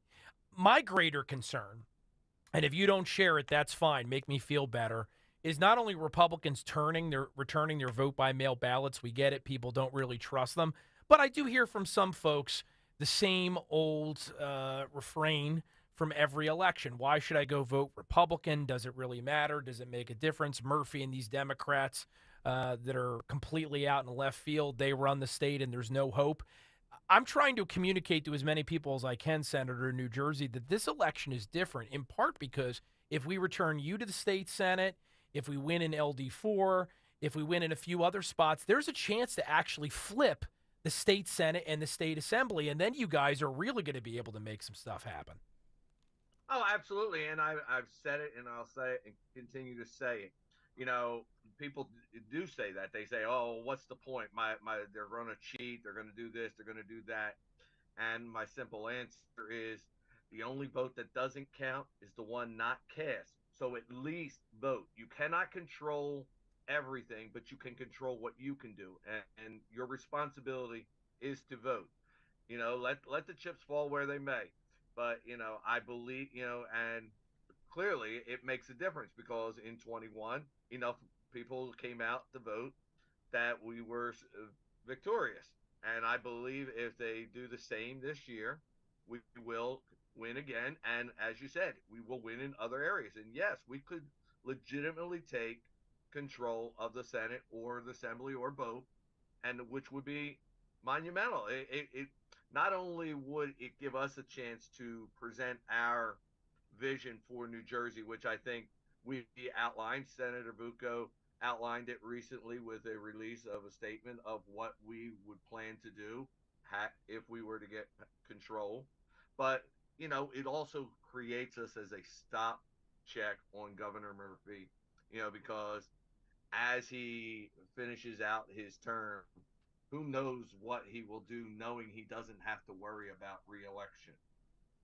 And perhaps worse still, we know that he's running for president. If not in 2024, he wants to set himself up for the future. So as he attempts to cater to the wacky far-left Democrat base nationally, he's going to come up with increasingly crazy ideas, particularly on the energy front. Our good friend Rich Zioli was stumping in Gloucester County with yours truly over the weekend, and Rich brought up the fact that, Democrats want to take away your pizza stoves. They want to take away your ovens. They want to fundamentally transform our lives. They're past just trying to make them more expensive, Senator. They want to control every aspect of your existence. And I know energy is a very important issue. You talked about wind turbines a minute ago. They want to build off the coast. Your district is not technically a coastal district, but we all love our Jersey Shore in South Jersey. Do you find that voters are concerned about these wind turbines? Oh, absolutely they are. Well, my district does hold the Paulsboro Port, which is part of the whole plan of the Orsted wind turbines. That's right. And they talk about they've dumped millions of dollars into that thing already with very little to show for it. And they say, how can you vote against the Orsted bailout? Well, first off, because it's a foreign corporation and it's going to be on the backs of taxpayer citizens, my New Jersey fellow citizens, and we already pay, high, utility bills, and this would only increase it greater. But we have energy here in New Jersey. It's called nuclear. And why don't we just expand upon it? We can provide jobs for residents here. We can provide energy at a low efficient and carbon free. But, these are the things that are very concerning, and I'm just perplexed at how they can go and talk out of both sides. It just amazes me. But right, they somehow suggest they care about the little guy, they care about senior citizens, they care about the working man and woman when, for example, they're simultaneously adopting policies, these Green New Deal-esque policies. For example, an electric car mandate in New Jersey. They're going to stop allowing you to buy a gas-powered car. They're going to make all of our lives more expensive. They're going to make it more expensive to heat and cool your home, to drive to work. I mean, goodness gracious, you're a trucker, right? So you know better than anyone. Yeah. One of the number one ways to drive inflation is to make it expensive to bring goods to market. Well, and here's the thing. Again, this is rules for thee.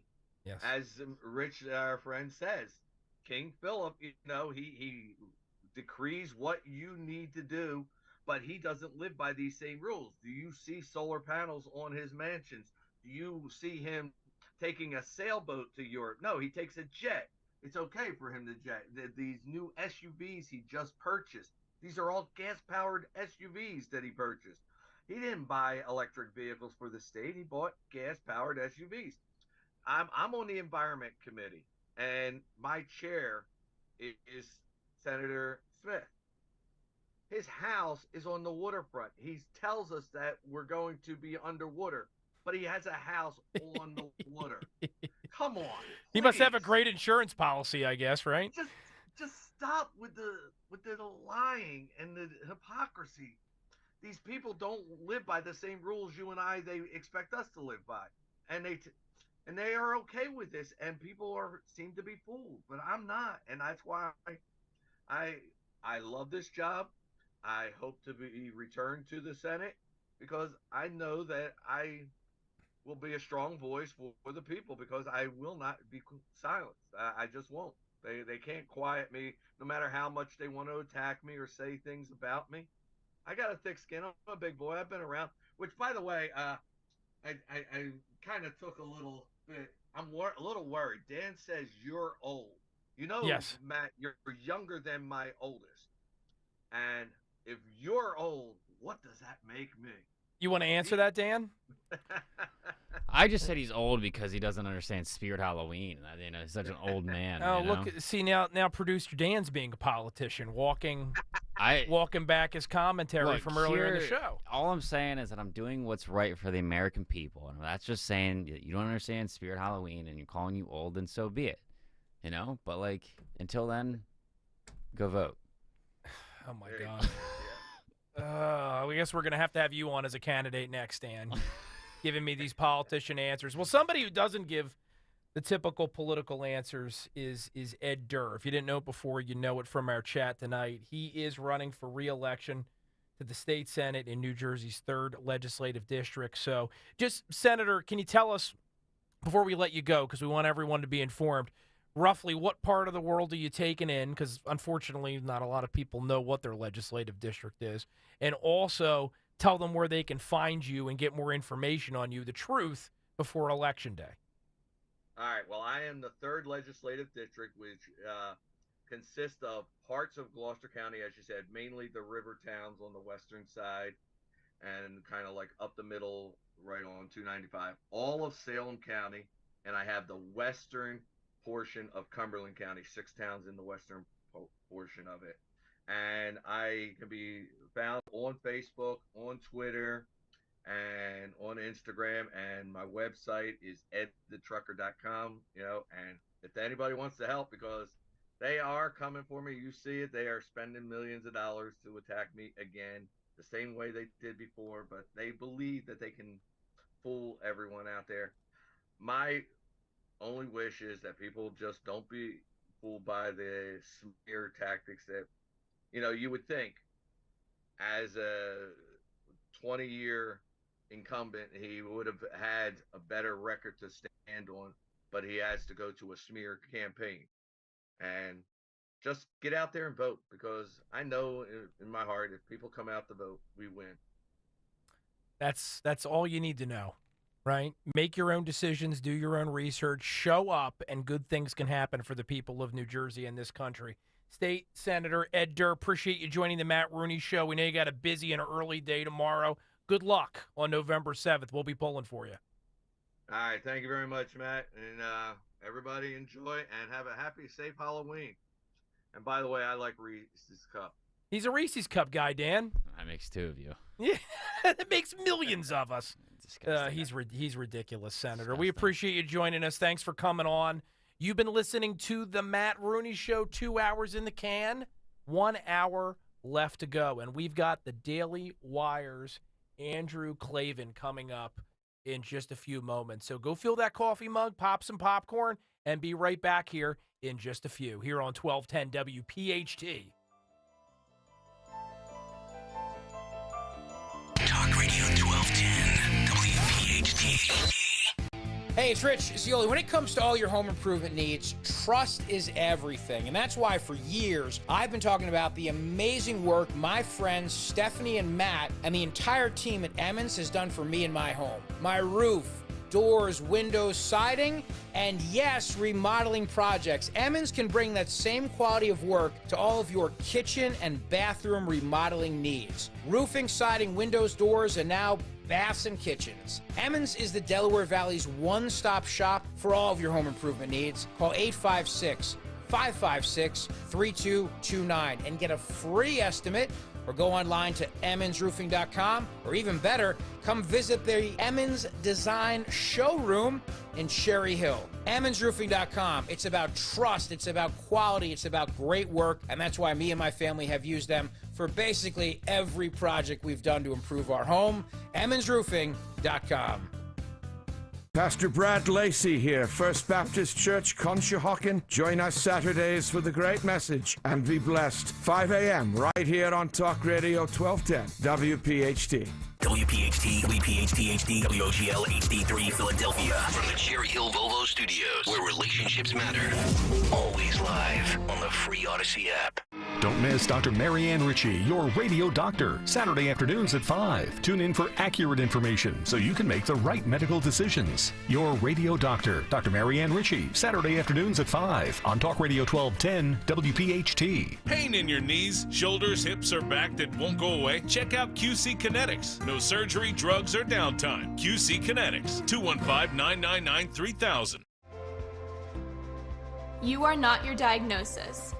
A medical chart is not your identity. And vision loss does not define you. Your drive shows who you are. And you are not alone. Because we are driven too. To be a beacon of strength. A champion of courage. An advocate for hope. You are not alone. Because we are stronger together. We drive the research for the cures we are finding. We're fighting macular degeneration, retinitis pigmentosa, Usher syndrome, and the entire spectrum of blinding retinal diseases. We fund. We fight. We win. We are the foundation fighting blindness. Together, we are fighting blindness. Join the fight at fightingblindness.org.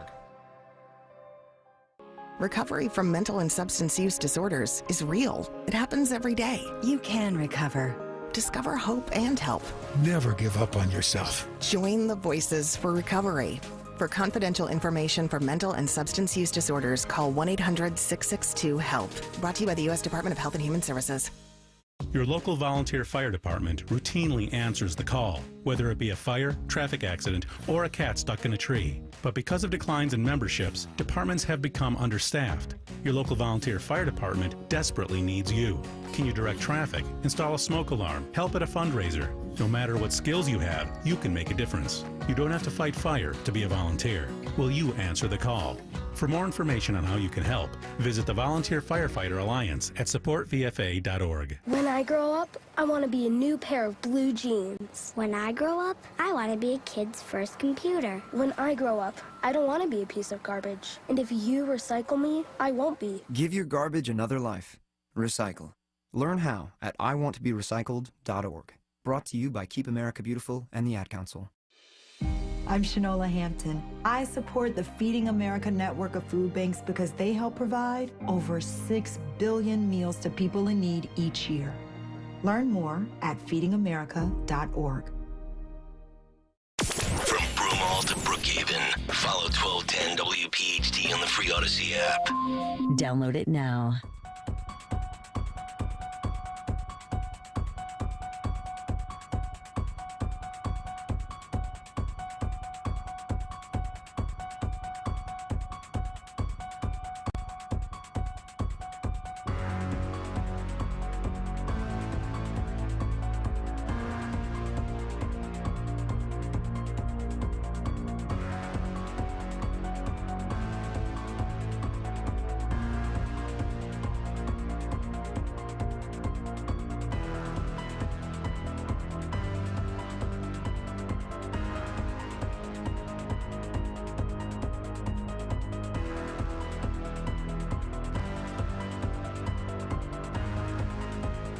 All right, maybe you're right, producer Dan. Maybe Halloween's the best. That's what I'm saying, man. That ominous synthesizer in there. That's some good stuff. Well, this is from the newer one. This is from the 28. That's a new version. This is the 2018 theme, which wasn't the Well, best there's been one. about 30 of them now, right? Have there been more Sauls or Halloweens? Saul's only 10. There's been more Halloweens. Okay. But each individual Saul is fantastic. Yeah. Probably one of the greatest horror franchises ever. Yeah. I know you feel that way. It's just kind of gross. I don't like all the gore. I saw Saul 10 in the theaters. I bet you did. I did. And Bella likes the gore too, right? I'm getting her into it. I mean, she's with you, so her life is a horror show, at least the romantic aspects of it. So well, I got her into haunted attractions, so she never used to like them as much, but I got her into them. Yeah? Yeah. Well, when life's already that terrifying, you might as well just go all the way, right? What can I say? One of our many mottos here on the Matt Rooney Show. So welcome back, old friends, new frenemies, and all who lie elsewhere in between. We are in our numero trace of 3 on tonight's program. It's been a heck of a show so far. We're having fun on our Halloween edition. If you want to get in on the action, it is not yet too late. 855-839-1210. Those are our digits here at the station if you wish to call in and participate. Dan can be a little bit of a ghoul when it comes to letting guests get through. People sometimes tell me afterwards they tried to call in and Dan told them no because we moved too far along in the program, and he didn't want to talk about that anymore because, he's the host, right? So he gets to make that decision. But the good news is we're a little more forgiving over on YouTube, youtube.com/@1210WPHT, where you can stream and you can watch online over here at our studio, where I am broadcasting live on the beautiful banks of the Schuylkill River. We've got a fun hour ahead. Do we have Twit Talk tonight? Yeah. And I forgot. I always forget to do an hour too. Do we have a fact of the week too? Yeah. Okay, so we're going to try to fit in as much as we possibly can in this final hour of tonight's program. But first up, we've got our guest, and I think he's connected already, right? Yeah. Is that correct? So, those of you that consume new media, my guest really needs no introduction. Andrew Klavan, he is perhaps best known as a contributor over at the Daily Wire. He's got a popular podcast, The Andrew Klavan Show. I think he is one of the funniest guys in the business, but he's also a multifaceted guy. He's the author of internationally best-selling crime novels, True Crime, which is filmed by Clint Eastwood, actually. One of my faves, Don't Say a Word. That was filmed starring Michael Douglas. The list goes on, and he has a new book coming down the line, The House of Love and Death. So appropriate for Halloween, but always a good excuse, or I should say no excuse is needed to have this man on. So without further ado, hour 3, I'm mangling some syllables. That's a little bit of Fetterman creeping into my presentation. Andrew Klavan, welcome to 1210 WPHT and the Matt Rooney Show. Honored to have you with us this evening. Thank you, Matt. It's good to be here. I appreciate it. It was a kind introduction. I appreciate that. I'm usually kind. My producer's a much meaner guy than I am. We kind of balance each other out. Yes. Why are we all ganging up on me now? What is this? What's going on here? Well, you make it easy, pal. Okay. Including your hatred of Reese's Cups. So I've been a fan of yours for a long time, before we get into the book here, which I want to. And you had a great video up on YouTube the other day about Halloween costumes and all of the woke-triggered reactions to them. And it got me thinking, because I think it's a thread that runs throughout your commentary. Is the country moving left because people are humorless, or is it the other way around? Are we losing our humor because the country's moving left? Which do you think it is, chicken and the egg? Well, I think that the left has virtually banned humor, since anything you say is an insult to somebody. That's the whole point of humor. Humor is a way of venting hostility without punching somebody. And I think since we all feel hostility toward each other, it's better for us to laugh and make fun of one another than it is for us to indulge in violence. But I don't think the country is moving left, actually. I think the country has hit the wall on leftism. I think leftism is being exposed. I think a lot of this stuff is being forced down people's throats. I think that you get called to HR if you say something about the way a woman is dressed. You get thrown off YouTube if you point out that a man can't become a woman.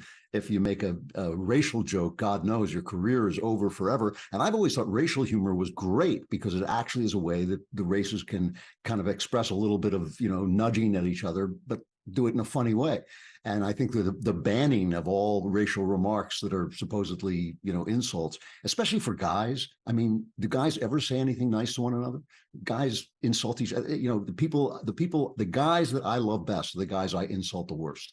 And so it's this kind of movement on the left to keep us angry at one another. And one of the best ways to do that is to stop us from making jokes about one another and stop us from teasing one another, stop us from making jokes about the traits that, Black and white people have and why they're silly, and the traits that Jewish and Christian people have. All these things that were used to be stock in trade for humor have been basically outlawed, and they wonder why everybody's angry all the time. But what else are you going to do? Your feelings don't change because you don't express them. They just get worse.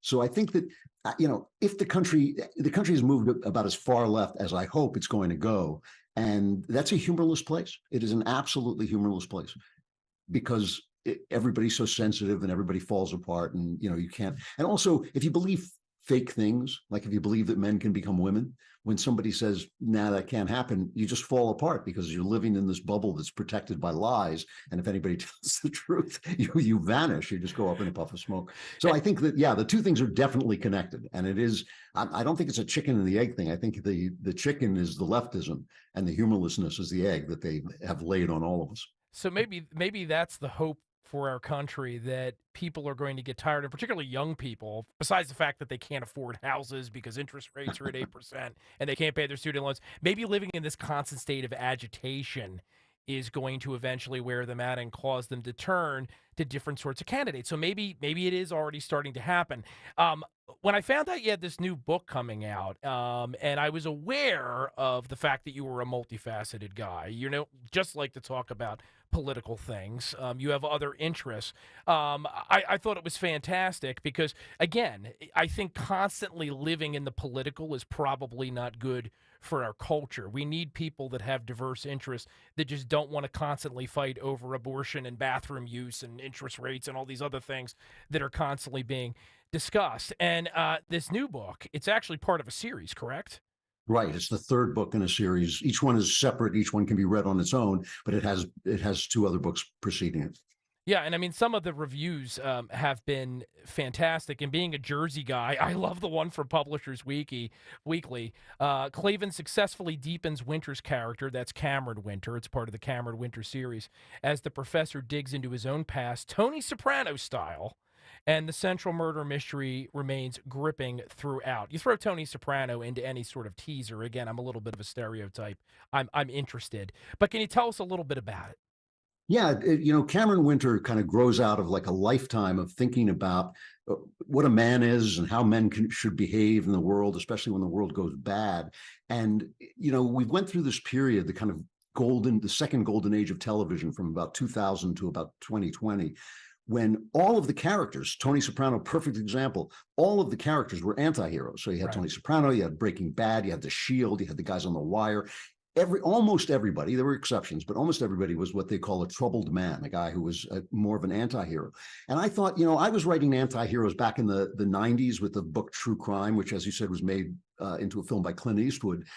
I was writing those anti-heroes back then, and I've reached a point where I want to know, okay, we've done the anti-hero, and I know why we did them. We did them because masculinity was outlawed.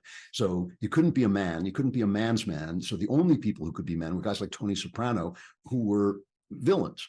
The guy in Breaking Bad, he starts out with his wife charitably giving him a birthday, a little bit of birthday sex as a gift, and he ends up the toughest guy on the block. He's not a man until he becomes a drug dealer.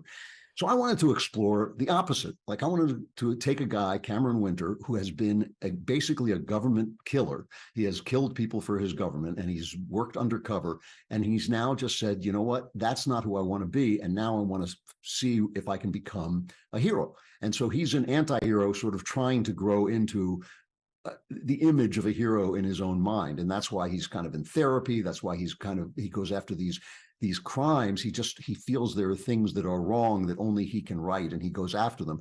And in this book, in The House of Love and Death, an entire family is wiped out in a gated community that is set in the midst of this town that is falling apart. Social pressures are tearing it apart. Illegal immigration, transgender, all the things that are happening in our society are tearing this town apart. And he feels like he's got to find out why this family was wiped out. And he goes in there and starts to expose an entire city of corruption. And so it's just been a theme of mine for a long time. What a man is, how he's supposed to operate in a corrupt society, which I think ours now is. I became a mystery writer because of reading as a kid. I read the Raymond Chandler, Philip Marlowe mysteries, which are some of the greatest of American tough guy mysteries. And one of the things that Raymond Chandler said about his hero, and this is where we get the phrase mean streets, he said, down these mean streets a man must go who is not himself mean, who is neither tarnished nor afraid. And I sort of wanted to bring that into this moment when it feels like the Republic is collapsing, when it feels like American values are collapsing, and see what it means, who you're supposed to be in that kind of situation. So that's Cameron Winter's journey, and this is part of it. Well, and back to the Tony Soprano contrast for a minute. Tony Soprano, I remember in one of the first episodes of that series, it may have been the pilot, says, hey, I always feel like I come in on the end of things.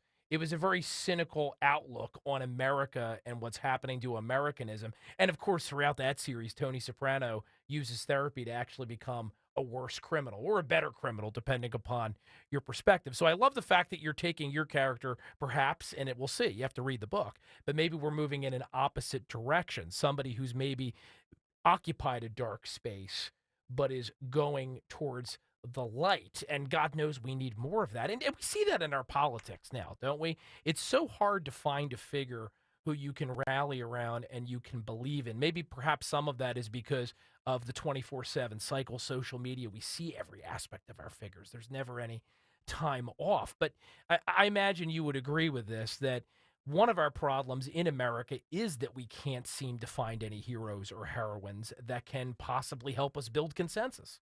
Right. And one of the reasons for that, I believe, is we're wrapped in lies. We are the whole thing about what used to be called political correctness and is now called woke. The whole idea of it is that you can lie the world into a better place. If you don't mention high crime rates in Black neighborhoods, then those crime rates will disappear. If you don't mention that women and men are different, then the differences and inequalities between them will disappear. And the problem with living in lies is it puts the truth in the hands of villains. So one of the things I've noticed with younger guys is that they all say the same things about women that older guys say, but they say them with hostility. You know, when guys my age talk about women, we always mention all the things that drive us crazy about women, but we say it with great affection because we love women. But younger guys say the same things about women. They're irrational, they're emotional, they, always want their own way, whatever it is. But they say it with this animosity because they grew up with feminists telling them that there was something toxic about their masculinity and everything was their fault, and anything that they wanted to be proud of, they shouldn't be proud of. And the problem with those lies is it puts the truth in the hands of guys like Andrew Tate, who these young guys follow around, that he's a pimp and he's a woman abuser, but he says things about women that are true. He breaks the rules. Donald Trump is the same way. This is actually what my novel True Crime is about. It's about the one reporter who is such a bad guy that he speaks the truth. And I don't think it should be I don't think bad guys should have a monopoly on the truth. I think we should be able to speak the truth with love, with compassion, with understanding that, yes, there are problems in other communities, but we have problems too, with the oldest piece of wisdom in the world, that you yourself are corrupt before you start pointing at the corruption of other people.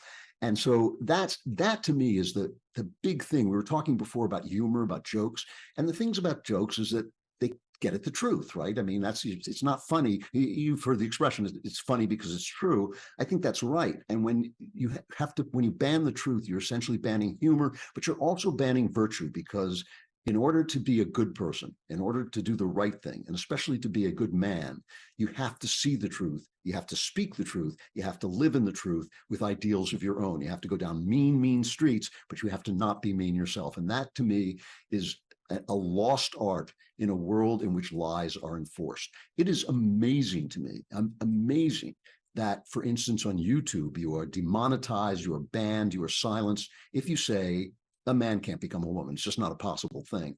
That's the living truth. There's nobody at YouTube who's living in some lab who says, oh, now I've discovered the secret of gender. And yes, in fact, you can change. No, it's just an academic theory. It's just an idea that someone has that they think would make the world a better place. And some these gormless idiots believe it because it makes them feel good or makes them seem virtuous to believe it. You cannot live for long in a world of lies. It will collapse around you. And we're seeing that now. We're seeing it as our cities become crime-ridden. We're seeing it as our economy goes bad because of lies about how debt works and how deficits work. Everything we're seeing in some way is a result of lies. And that is what makes guys like Tony Soprano, who in fact are bad guys, but it makes them so appealing because there's something just honest and straightforward about them. You know, they don't like you, they kill you. They want something, they steal it. That at least is straightforward and honest and real. And it also gives strength to, you know, a guy like Donald Trump who just says what's on his mind. There's no barrier between his mouth and his brain, you know. So everything that comes out, you kind of go, well, at least somebody said it, you know. I mean, he may not be the greatest guy, but at least he's not listening to all this baloney that everybody else is spewing. And so I think that the first thing that a guy has to do if he wants to be a man is see the truth and speak the truth. And he has to be who he says he is. He has to do what he says he'll do. And he has to, you know, understand that this is a messed up world. And in order to be a good person in the world, you have to first see the corruption of it. And that is, I think, what's been banned. And I have to tell you, I mean, even at the publisher I work for, who has published me for a long time, I say things and they say, well, are you sure you want to say that? Because you're going to alienate the New York Times. And my feeling is, you know, my feeling is my canary can have the New York Times, and you know, I'll just say what I'm going to say. It's birdcage liner at this point anyway. Let's be honest about it. So I mean, this is one of the reasons why this book, and you need to check it out. And by the way, where can we find The House of Love and Death?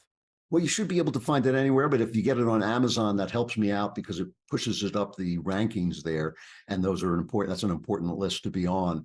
I'm trying my best. The first two were USA Today bestsellers, which was very gratifying. I'm trying to get this one on the New York Times list, but I go after the New York Times so savagely on my show. I doubt they'll ever let me on. But at least I want to believe that they kept me off. I want to sell enough copies where I think that they had to keep me off. Where it was a conscious decision, right? There was some late night text exchange about making sure that you didn't get anywhere near it. But I think this book is going to sell well either way, despite their best efforts. Because again, I mean, not only is it well written, not only is it a fantastic story, not only is there great character development in this series, but it tells a deeper story, you know, about manhood, about morality, about what kind of person you should aspire to be. We need more of these sorts of stories in our culture. Well, thank you for that. And I have to say, I was shocked. Amazon picked it as an editor's pick, which they only do for a few books every month. And they picked it, I guess, this comes out on Halloween. It comes out on Tuesday. You can probably get it. If you order it on Amazon now, it'll probably show up. But they picked it for November. So I was really stunned by that and very happy about it. My guess is they saw House of Love and Death and probably thought that it was in a George R.R. Martin Game of Thrones thing, you know, House of the Dragon, and it was it was an editing mistake. That's probably the most likely explanation here. Well, we hope you go check it out because, as I said, on multiple levels, this book will work for you. And I think it's the sort of literature we need in our country at this scary pass we're at. But I'm going to lean on our guest, Andrew Klavan's optimism. And until I see the light, until I am 100% convinced we're heading in a better direction, I'm at least going to enjoy his humor, which he provides in all of his social media channels and certainly over at the Daily Wire. I always appreciate it. Always makes me belly laugh. The House of Love and Death. Head over to Amazon and check it out. We really, really appreciate you joining the show tonight. As I said, not just some platitudinal thing I'm throwing out there because you're a guest. Been a big fan for a long time. Please keep it up. Thanks very much, Matt. It's been great talking to you. I appreciate it. Andrew Klavan, everyone, make sure you add it to your Christmas list. I know it's Halloween. I know it's going to trigger Dan. We're talking about Christmas. But definitely go and order The House of Love and Death. You're listening to The Matt Rooney Show on 1210 WPHT. Let's take a break, and we'll be back with Twit Talk, Dan's Fact of the Week, and a whole heck of a lot more here on 1210.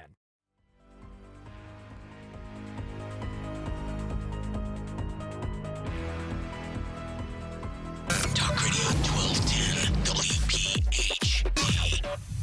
Hi, this is Dr. Brad Schaefer. As a podiatrist, I can tell you no two people's feet are alike, which is why I recommend Dr. Scholl's custom fit orthotic inserts. They're customized for your feet, so you get a unique solution your feet really need, not just a one-size-fits-all insole. They're clinically proven to provide pain relief for achy feet, knees, lower back, plantar fasciitis, and heels. Take the Dr. Scholl's custom fit orthotics assessment in Walmart today. Now in the foot care aisle. Don't miss the Education Show with Dom Giordano every Sunday morning at 5:30. Find out how you can help your child or grandchild succeed. Sponsored by New Hope Academy.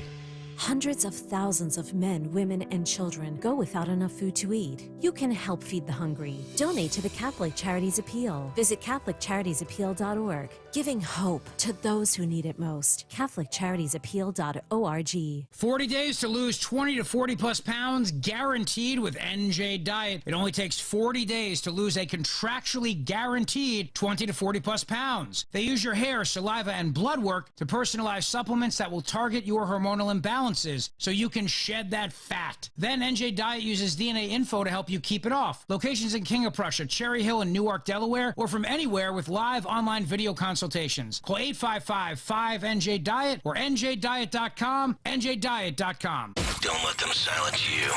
Follow 1210 WPHT on the free Odyssey app. Download it now.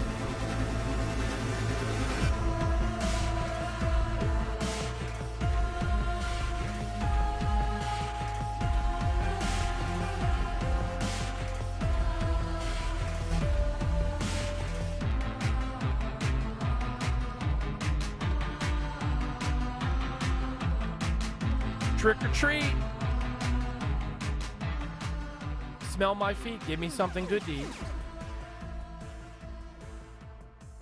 At least that's what we used to say when I was 12. I still say it sometimes. Occasionally. Yeah, I still say it sometimes. Right? Welcome back, ladies and germs, ghouls and goblins, to the pre-Halloween edition of the Matt Rooney Show here on 1210 WPHD. Having fun tonight. I hope you're having a fraction as much fun as I'm having. That's my goal every week. We're enjoying ourselves. Great guests, great times, good commentary. Andrew Klavan, obviously, for anybody that already is aware of him and his work, always entertaining. And one of the best guests you can have on a radio show, because I barely have to say anything. Because the guy is a machine. And, you know, as somebody that at this point in my career, either at my website or here on the radio, has probably interviewed hundreds of people, there's two types of guests that go, right? There's the one who you want to get a word in, but they drone on and on and on. And then there's Andrew Klavan, who he's like that great professor you had in college that you actually paid attention to. He's just a repository of pithy observations. And very succinct, but always substantive commentary on where we are as a country and the fate of our republic. It's always good stuff. So make sure you check him out if, in the off chance you haven't already, over at the Daily Wire or anywhere where he can be found. And as we continue on this theme of informing people, it's time for the segment that I always enjoy but sometimes forget. I like to do it in the second hour, but I didn't do it this week. But let's do it now. It's Dan's Fact of the Week. Hold on, there we go. Again, it's my first day. I gotta get used to the ropes. You're coming along just fine. Yeah, I gotta get used to it. I think you've got a bright future in this biz. You think so? I know so. You think so? Yeah. Jack-o'-lanterns, you know what they are, right? Yeah, I've seen a couple. Yeah. I've got one. They weren't always pumpkins. They were other things. They were turnips, potatoes, or other root vegetables. And Okay. add coals or candles to create makeshift lanterns to help guide those celebrating. Ah, very interesting. So if you want a jack-o'-lantern, get out of a turnip. Okay. Can I throw another bonus fun fact in there? Sure. A pumpkin is not a vegetable. No, it's fruit. It is a fruit. Yeah. Yes, it is a fruit, everyone. And to throw another fun fact at you, the fastest... Oh, is this a third fun It's a fact? third. Oh, my heart be still. Go ahead. The record for fastest pumpkin carving is 16.47 seconds. Wait, hold on a second. Not minutes. seconds. What did they carve? Pumpkin carving is leisurely activity for most, but competitive carver Stephen Clark set the Guinness World Record in 2013 by completing his masterpiece in under 17 seconds. In order to qualify, the pumpkin had to have a nose, eyes, mouth, and ears. Okay, so it wasn't something overly elaborate, but still, I can't imagine. It was a typical jack-o'-lantern, but like still, 17 seconds. Taking me 17 seconds just to get the top off. Yeah, I was gonna say. It takes me about 3 hours to make something that doesn't even look like an actual face. So. With more experience, I could probably do it with one hand, but that's besides the point. Wow. Check out all those Halloween fun facts. That went over your head, but okay. No, it didn't go over my head. I got it. Just because I didn't hit it back over the net doesn't mean that I didn't acknowledge it. I don't know, man. Sometimes you're old, so like I want you to acknowledge my jokes. Dude, Ed Durr said you got to stop calling me old. Only you. Everyone else is young, but you? All right. Well, look. You want to know another fun fact? Yeah, let me have another fun fact. Women used to play Halloween games to learn about their future husbands. Halloween games to learn about their future husbands. Like what kind of games? I mean, they do that kind of stuff sometimes at bridal showers. I guess. Yeah. Halloween activities often played upon women's pursuit of love. One game involved cutting an apple skin off and tossing it over her shoulder, and the landed peel said to indicate the first initial of her future suitor. Oh, that's interesting. Yeah. I had this conversation the other day with some friends. Do you remember bobbing for apples at Halloween? Yeah. Is that something that has gone the way of the dodo because of COVID? Does anyone bob for apples anymore? I haven't seen or heard anyone bobbing for apples in a while. Bobbing for apples is great. Yeah, I mean, it was a heck of a lot of fun. It's a little Yeah. gnarly, I guess, because everybody's sticking their face in a bucket of water. Yeah, I don't know anything about it. But are kids still doing that at Halloween parties? Not that I know of. We would bob for apples, and then we would do that thing where you would take your hand and you'd blindfold yourself, or somebody would blindfold you and you stick your hand in the that's great. Yeah, in the bowl, and Yeah. there's meatballs, and it's supposed to be eyes or spaghetti, and it's worms or intestines or something those are along always those lines. fun. Yeah, I love those. Now Halloween parties are just copious amounts of alcohol. Well, except for Gen Z, because you guys don't drink. I don't know. The parties I've been to, they've been, Gen Z nowadays is copious amounts of alcohol and women, girls half naked. So that's your Halloween for you. Yeah, we've talked about this before on the show, I think, but it is Halloween appropriate. I'm not as sheltered as I sometimes sound with the things that I say on this program. However, surprise, surprise, I was a little bit of a nerd in college. And I was a college Republican. And what happens this time of year when we're celebrating Halloween? We have elections, right? You got no girls back then. So, no, I actually did have a girlfriend. But the point that I'm making is I was always on some campaign trip. You'd get on a bus, you'd go to somewhere in the country, you'd knock doors. It was actually fun because it was like getting a free road trip with your friends. So long as you like politics, entertaining, good time. However, I never went to any Halloween parties because I was always away. So when I left college, went to law school, moved home, started going to Halloween parties, this whole like half-naked Halloween thing was completely new to me at age 22. I was completely blown away. Did not know that taking off all your clothes and going to Halloween parties counted as a costume. Yeah, and I will never forget as long as I live, I went to one Halloween party, and it was actually a school-related Halloween party. It was for a school club at a bar in Philly. And one young woman came walking in wearing, I think, a lab coat and underwear. Nice. And I was told that was a costume. Nice. It's hot. Yeah, I nearly passed out right there on site. Yeah, I don't know. Needed to be revived. I got and spoiler alert, she wasn't a real doctor, so she couldn't help revive me. Damn. Yeah. Well. I don't know. I've been invited to a couple Halloween parties. I've gone to most of them, but like they're always last minute, and I don't have a costume last minute. Like I got invited one today at 10 o'clock in the morning. For today. For tonight. I was like, no. I was like, I'd love to, but no, I got to be here. And one, it's a Sunday night. Yeah, who's having Halloween parties on a Sunday night? I don't know. I mean, granted, it was all my Dorney friends, but the season was closing, so like. Oh well, that makes more sense. Let's part up, and we're just like, no, I don't want to. I mean, granted, if I wasn't here, then yeah, sure, I'd go. But like, I gotta be here, you know. You got to be here. You got something to do. I gotta. When duty calls, I gotta show up.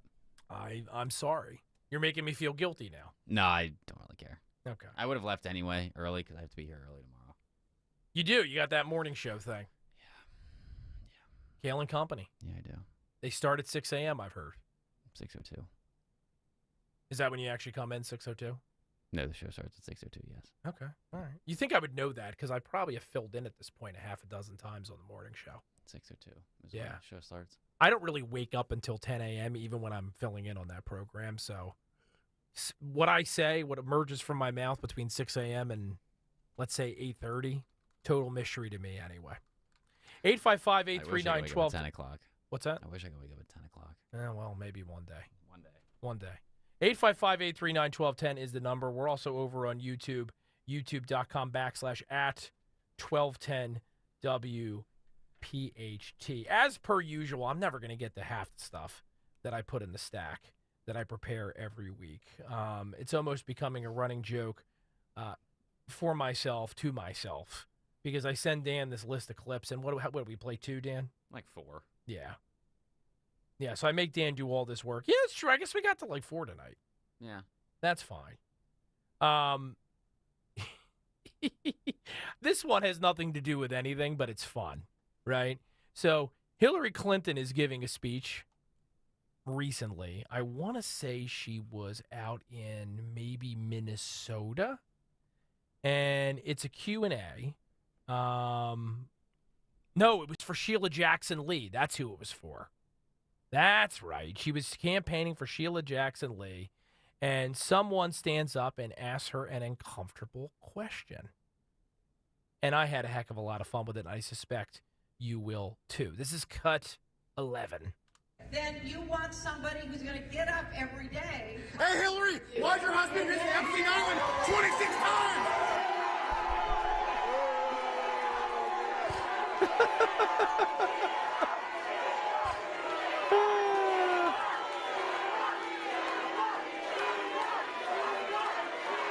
Yeah, so that's fun. Which, I mean, I don't know if Bill Clinton was actually at Epstein Island 26 times. I mean, I remember reading about the story in the past when it came up. But, I mean, it is true that Clinton, the Clintons knew Epstein. I don't think we really need to elaborate on that at all, right?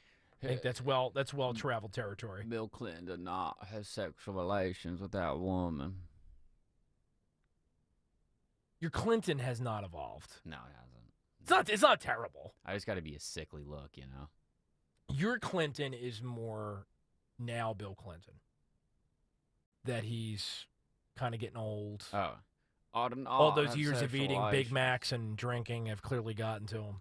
Getting head from underneath the table. Was it under the table? Probably. Yeah. I mean, it was near a desk, I guess. In the Oval Office. I don't know if that was ever established. I don't know. It happened in that little, I forget what they call it. It's that little office off of the Oval Office where they actually do, they being the presidents, most of their real work. Can you imagine, like, that happens and that's, like, a big accomplishment? It's like, yeah, I did in the White House. No big deal. Yeah. Well, that was the argument at the time, right? Yeah. People joked, oh, well, I mean, obviously this has happened before, blah, blah, blah, blah, blah. Oh, by the way, too, I looked this up. Bill Clinton visited his island at least 17 times, according to visitor log. So there you go. So he might have been off. He might have been off by a little bit. 26. 20. He said 26. Looks like it was. Oh no, hold on. This is wrong. We care about accuracy here on the Matt Rooney Show. Epstein visited the White House 17 times. Oh. Okay. Yes, according to visitor logs. This is a National Review story from December 2021. Jeffrey Epstein visited Bill Clinton's White House at least 17 times between 1993 and 1995. So there you go, buddy. Which, this time of year, it's election season. We're talking about scandals and various candidates are running smear ads against other candidates that they're opposing on the ballot in just about a week. and Democrats are alleging that, their opponents are conspiracy theorists.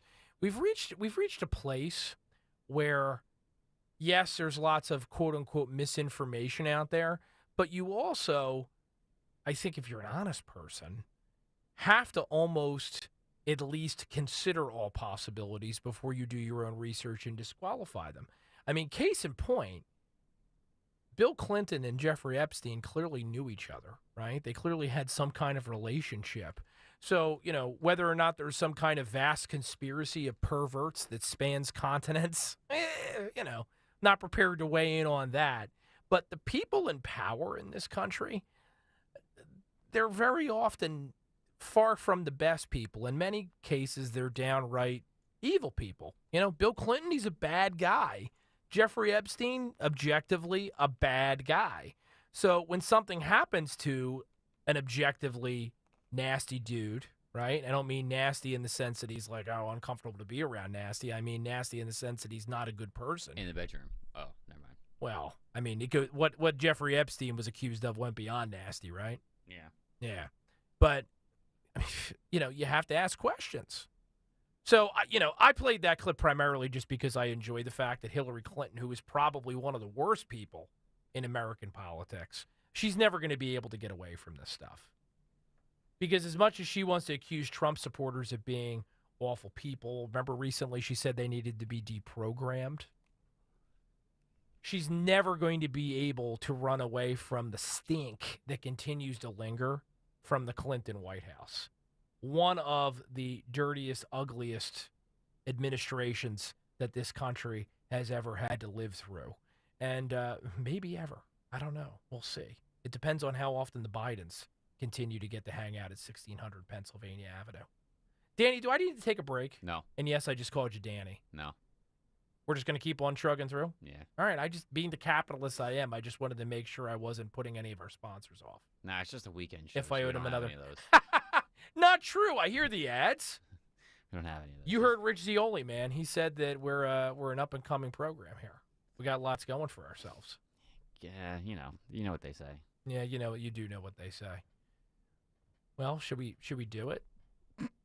Not with you. No, that's. I didn't just invite you to Epstein Island. I'm literally just a boy, man. I did not. You're. I'm just a boy. I'm not talking about Epstein Island. I was clearly referring to the fact that we are now approaching the end of our program, and we have a very special segment that we like to. Well, I like is a strong word. I'm actually horrified by this. Particular segment. It's not bad. But we let you do it because you love it and it makes you happy, and I care about your happiness. You agreed to it. I did agree to it. I consented. You did. Which no one at Epstein Island ever did, but different ball of wax. All right. What time is it, Daniel? Gather round. It's Twit Talk time. Easily the most depraved, controversial, sometimes disgusting, occasionally entertaining, but always interesting segments in all of radio. I think it's always good. It's always something. Just because I'm the one getting the clips. It's a something. I got to start out with this one, just because I feel like you're going to appreciate this one as well. I appreciate it. I probably appreciate it a lot more than I should have, but I really think you're going to enjoy it. Okay. Lay it on me. I can't really tee it up, so I just got to. You just gotta let me take it straight up. I just gotta, yeah. Okay. It gets hard after you let it. That's what she said.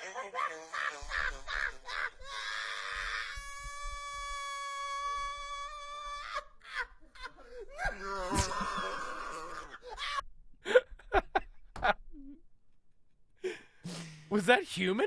Yeah, the first time I heard that clip, man, I had tears in my eyes for a solid half hour. Oh man. Oh my god. Sounds like the air coming out of a balloon. We gotta put hold on. Yeah, do it again. It's hard after you let it. That's what she said.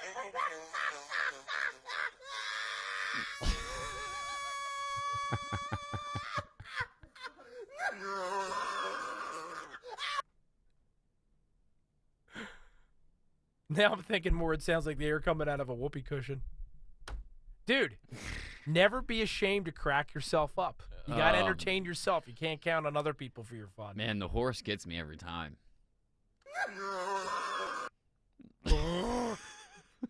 More evidence of the existence of the Jersey Devil.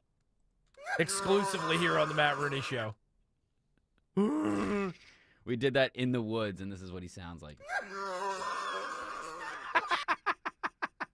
I think, look, I'm not a doctor. I just play one on the radio. I think that dude should go and get a full workup from a pulmonologist. Hey, what do you think about the Matt Rooney Show on Sundays?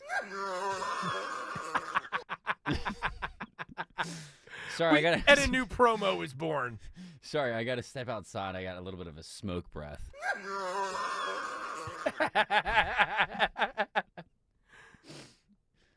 Teacher, don't sit down. Oh, why shouldn't I sit down? All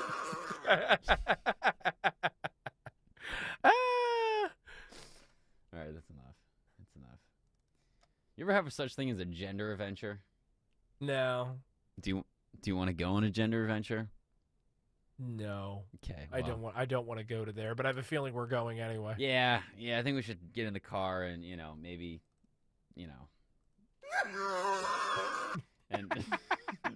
and head over to a gender adventure anyway. So. Guess who had another gender adventure this week? Guess who got drunk and tried on women's underwear in the Walmart dressing room? This guy. They didn't even realize I stole them bitches. Billy, why the hell are there cops outside asking for you? Oh God, it hurts to run in these thongs.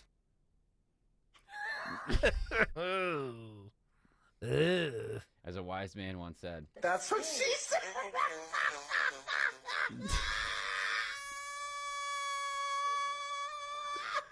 Wait for it. It's like he was drawing in the air and then expelling it, and while he was expelling it, his airways exploded. Does that make sense? If you're a doctor and you're listening, DM me and let me know whether that's humanly possible. Oh, man. I had tears in my eyes. I had tears in my eyes the whole time I was listening. I had to listen to it. I don't even know what to do with that. There's a new kids book out on Amazon. Mm-hmm. It seems pretty interesting. You might check it out. I might. It is clean. The author reads a little bit of it here. I should just preface that it is clean. There's nothing wrong with it. It is clean. I should say it is clean. The FCC, it is clean. Why don't I trust you? All the girls love My Big Black Hawk. When it's hawk, like the bird, Big Black Hawk. Yeah. Okay, and that's from a children's book. Yeah. No, this guy writes parodies of children's books that have like innuendos in them, and this is one of them. Oh, well, I'm sure his parents are very proud of him. He's a grown man. I know. I'm saying he grew up to be. Do you want to? That's a very noble pursuit. Do you want to create children's books that are full with innuendo? Actually, Governor Murphy wants to get his number so we can sign him up to help out with New Jersey's curriculum standards. Well, speaking of Governor Murphy, we have exclusive audio of him too. Yeah, I heard this actually the other day. Someone told him a joke, right? Yeah. And this is his reaction.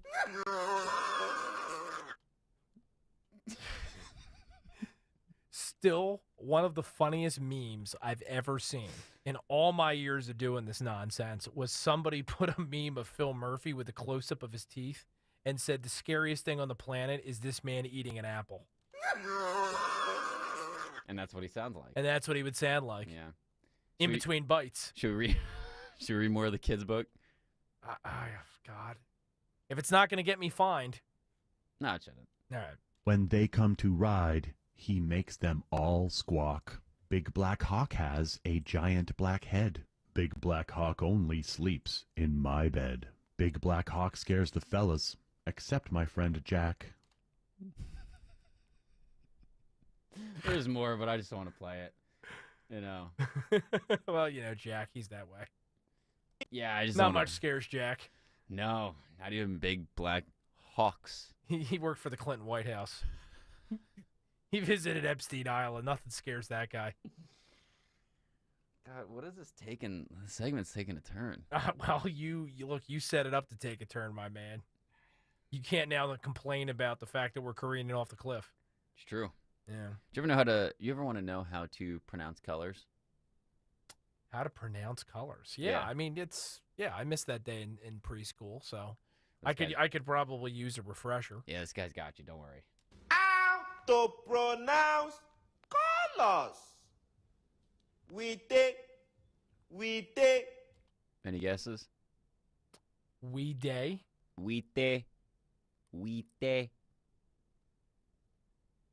I got nothing. White. That's white? White. Oh, we-tay. Yeah. We-tay. Yeah. Okay. All right. right. Yeah, all right. Here's another one. Blee. Blue. Yep. Yeah. Okay. Parapile. So purple, right? Yeah. But I guarantee you there is probably some interior decorator out there It's probably naming it. that redoes homes on the main line or something, or over in Haddonfield, who calls it Burlipy Bay. Yeah, and Yeah. charges extra. Here's another one. Talk what? Takwasi. Takwasi.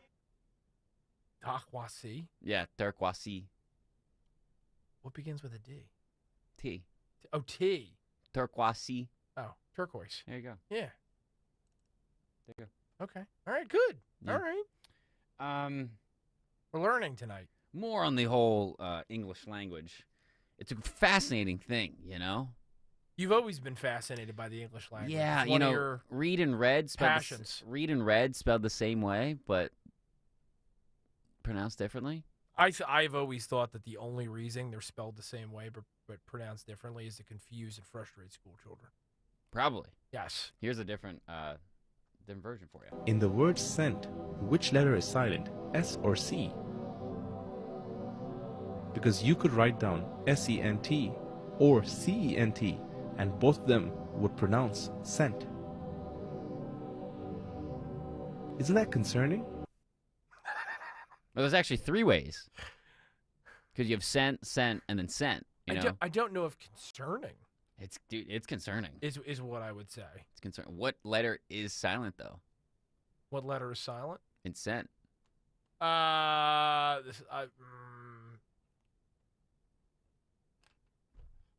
don't think there is a silent letter.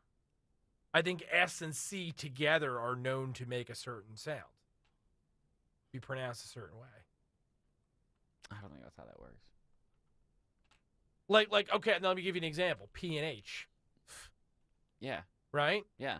So it's not P or huh. It's F. So it forms a new sound. Like Philadelphia. Yeah, like Philadelphia. Philadelphia. Yeah. Yeah. Yeah, exactly. So there you go. But S is and C is so like It can be. or K. Or it could be K, like or cat. K. Yeah. Yeah. Cool. Yeah. Glad we settled that. Yeah. This is a substantive program. See, you could just hear the latest talking points from Fox News, but instead you come here And hear Phil Murphy. and you get. If I heard that noise in the Pine Barrens, I would book it. So going back to our whole thing of Run, kids! Phil's coming. Or if we heard, do we believe in He's ghosts? He's gonna change your pronouns. If the whole thing is, do we believe in ghosts? And you're in the middle of walking in the woods, or you're home alone, and you hear, what are you doing? I'm out the window, man. I am out the window. You would actually see me fly. But also, if we heard,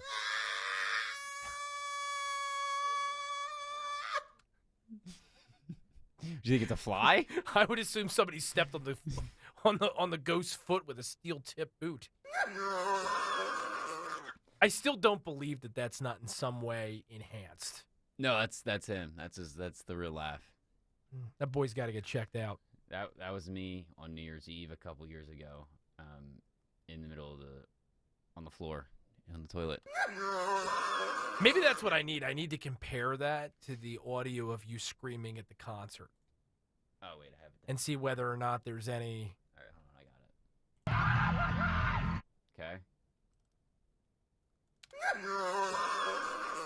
No.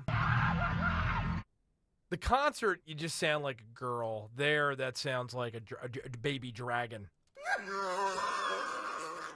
That's not human. Well, I'll end it off. This is turning into what is it called? Cryptozoology? Isn't that the discipline? What's the point of crypto? Am I right? Okay, John. All right, and then finally we'll end it off with a little. By the way, I'd like to point out that your legacy on this program is now defending John Fetterman. Oh, I think he's got a point. Yeah. About cryptocurrency. Why do we need crypto? What's the point of it? Why do we need it? I don't know. Maybe that'll be explored at some point. See, you don't even know why we need it. Who says I don't know why we need it? Why do we need it? No, I don't have any crypto. Neither do I. Why do we need it? Well, look, this is part of the joke, right? Some people say it's because we need to decentralize monetary policy. Other people think it's a new world order attempt to actually, in a roundabout way, centralize monetary policy. It's just over expensive and no one takes it. Or scammers try to get. We want to build one Bitcoin. Well, that's the problem, right? Can you have let's go with the deregulated approach. Can you have a truly deregulated currency if there's no way to police it? Dogecoin. Well, yeah, but I mean, are people buying houses with Dogecoins? I don't know. Are people buying groceries with Dogecoins? No, we're buying groceries with our palms. Well, it's going in that direction. Yeah. Yeah. Final Twit Talk of the night. Got to end it off on a good Theo Von. No, there'd be no other way to do it. Yeah. I mean, we could have ended it off on our good old pal. We could have. We might. But I got to, here's Theo Von. Of course, he takes callers on his show. And this is one of the questions that he was asked. What's the best way to introduce my Filipino boyfriend to my family? Everybody's very white, and I don't know, I'm super nervous about the whole, I guess, interracial thing, as bad as that sounds, because, like, my family's not racist, but still just, like, a different culture. Oh, yeah, I know what you mean, honey. Yeah, it's just a little bit of daytime racism, baby, what you're talking about. That's nothing, nothing violent, nothing crazy, just, every now and then, it's like you got something stuck in your teeth.